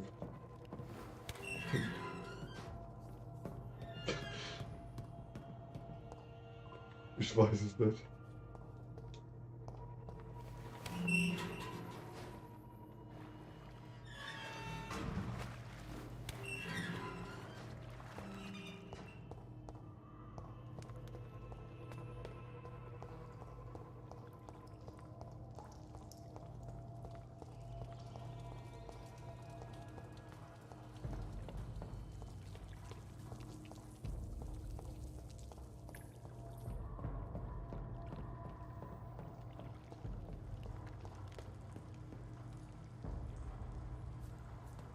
Ja, so auf die Art.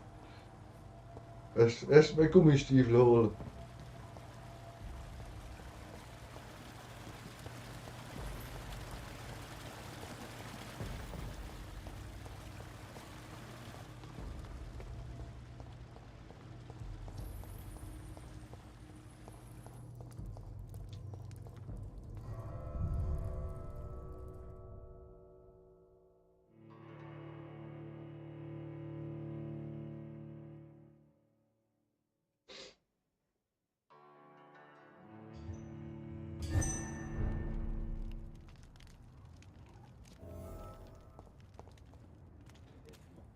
It's locked.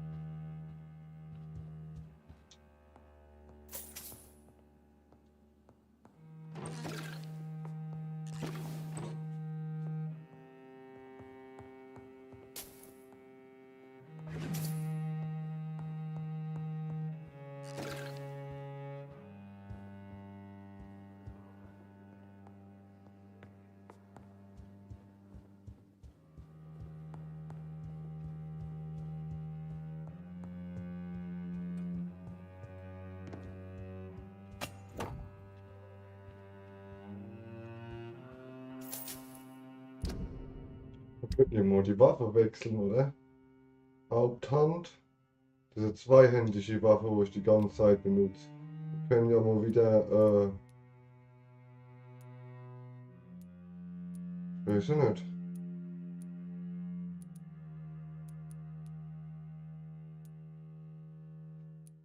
So, das Beil nehmen. Und die Nebenhand.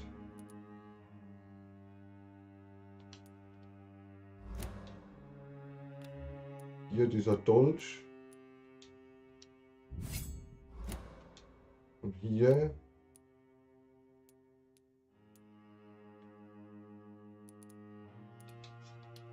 So.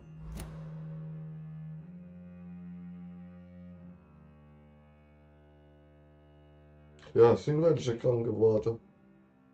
Ja, die eine in der Kanalisation, wo ich gefunden habe.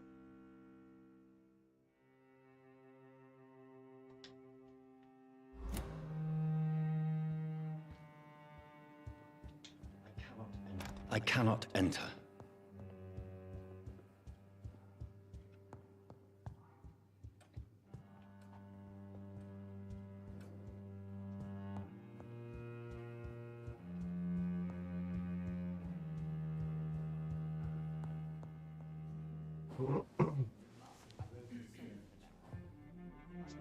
Good evening.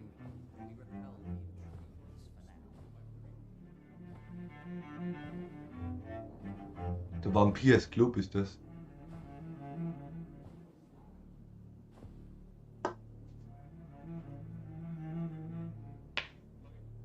My good friends, if I may have your attention.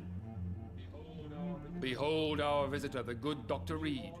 Newborn of blood so pure and strong that even my friend Fergal Bansher was no match for him. Here, here, here.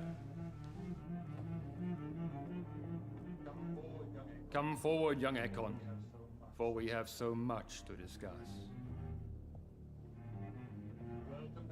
Welcome to the Ascalon Club, Dr. Reed. I am Lord Redgrave, Earl of Bristol and chairman of this exclusive association. Lord Redgrave. At last we meet. I've been eager to make your acquaintance. I've heard some astounding things about you. Please accept my condolences for your loss, Dr. Reed. Thank you, my lord. Lady Ashbury expressed your wish to meet me. Yes. The lady has always been a useful acquaintance, though not always reliable. Is she a good friend of yours?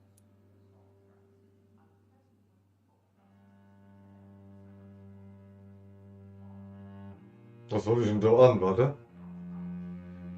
Das geht doch denn gar nichts an.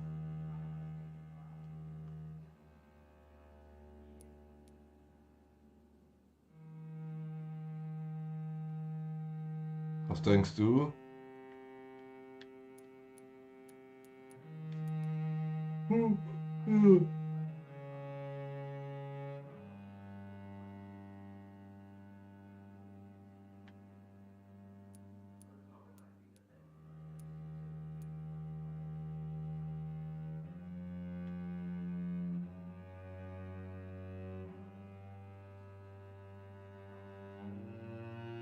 Hä, warum? Sie ist doch selbst ein Vampir.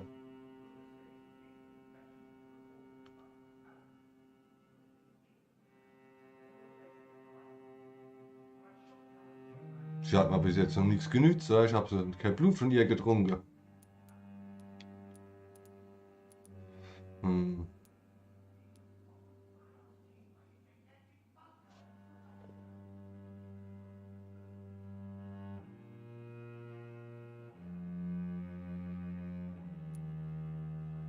Ja, was soll ich machen? 1, 2 untere oder die obere?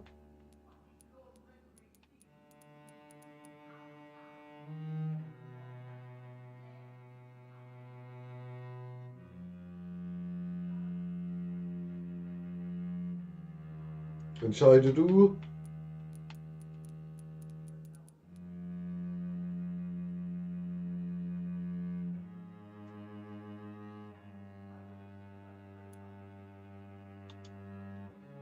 She has proved to be helpful on many occasions. The centuries have taught me never to trust a woman completely, especially if she is a mortal.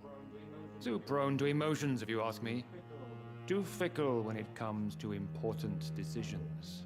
My lord, do not expect me to speak ill of Lady Ashbury. Of course not, and I praise your loyalty.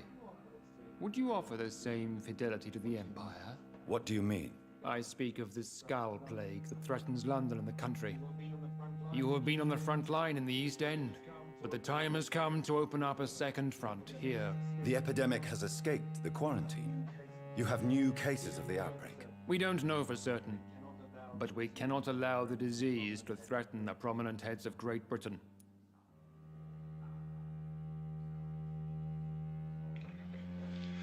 Ich glaube, die Antworten hier sind spieleentscheidend. Warum jetzt? Warum ich? Warum plötzlich so freundlich?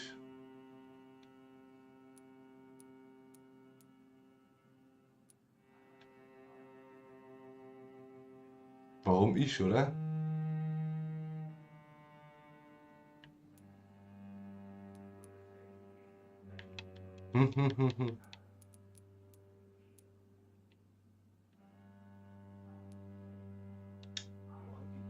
Why do you suddenly need me? The Ascalon Club only recruits the best, and you definitely fit the bill. Your scientific and medical reputation alone would qualify you as a candidate. You want me to find possible sources of the outbreak in the West End? Is that it?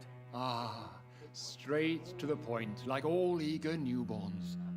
We shall have time to talk about all this, Dr. Reed, but first, I should like to get to know you better. Talk? Is that the only reason you asked me here? Well, no. I also wanted to meet the intriguing Ekon, who made such a powerful progeny of his sister.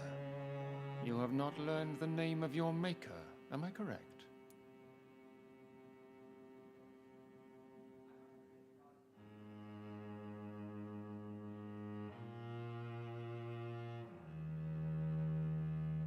Schwierig, nein, diese Angelegenheit geht sie nichts an. Reden Sie nicht über meine Familie.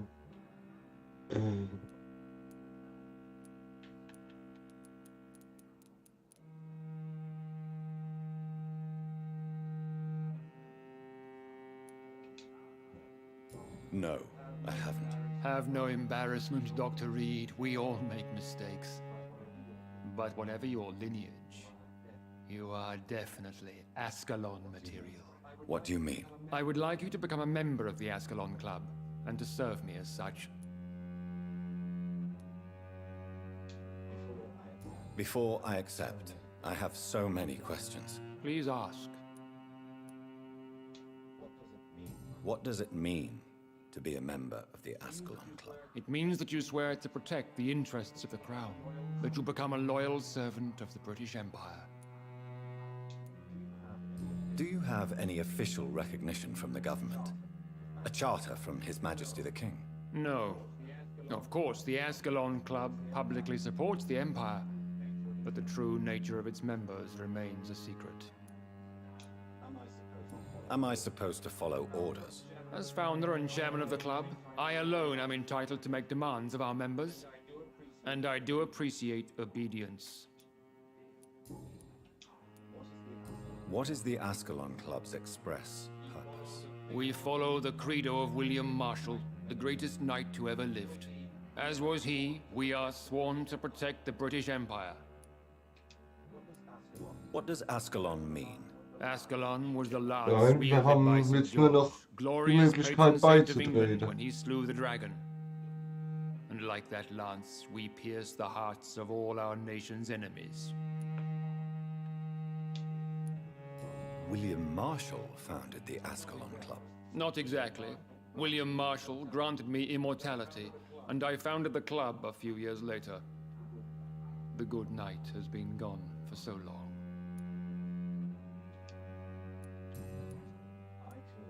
I killed Fergal, who claimed to be one of yours, sent to cleanse the East End of all Skulls. Will his death be an issue? Do not worry. My priorities have changed. Fergal was a zealous servant of mine, but like any servant, he had his limitations and is readily replaced if necessary. Nicht, jetzt habe ich nur noch die Möglichkeit zu sagen, ich werde beitreten. Andere Möglichkeit habe ich jetzt nicht mehr.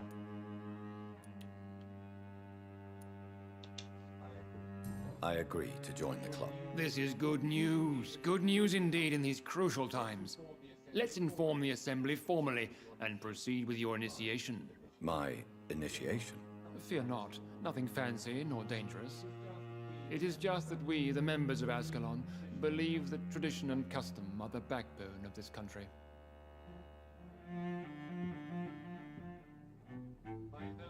My fellow members, dear friends, please gather and welcome this Ekon as one of our own. Is he worthy? Is his blood pure? Well, speak, Dr. Reed, in front of the most sacred blood. The blood of our beloved William Marshall. Speak now. Will you serve and protect the crown as he did? Yes, I will. Then, young Ekon, it is time to testify with your blood. Stimmt. It is time to sign the Book of Allegiance. I know it's awfully gothic and a tad pedantic, but England's traditions are the backbone of our nation.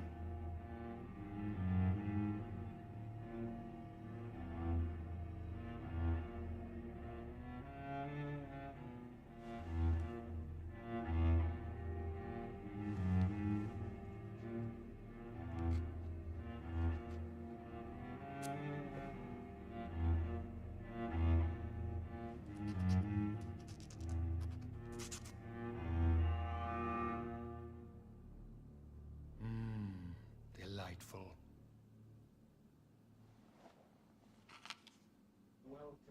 Welcome to the Ascalon Club, Dr. Reed. Take your place among the bearers of the lance. One of us! One of us!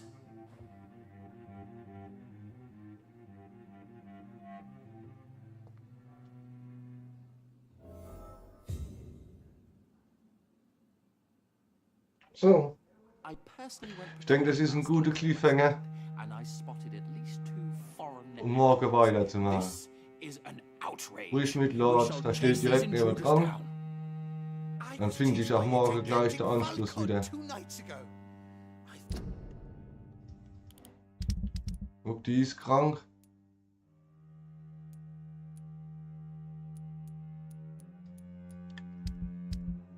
Und hier ist keiner krank, die sind gesund. Und das war die in der Kanalisation.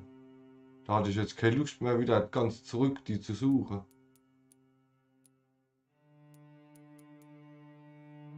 Ja, es ist 12:30 schon. So. So mache ich jetzt Feierabend. Danke fürs Reinschauen.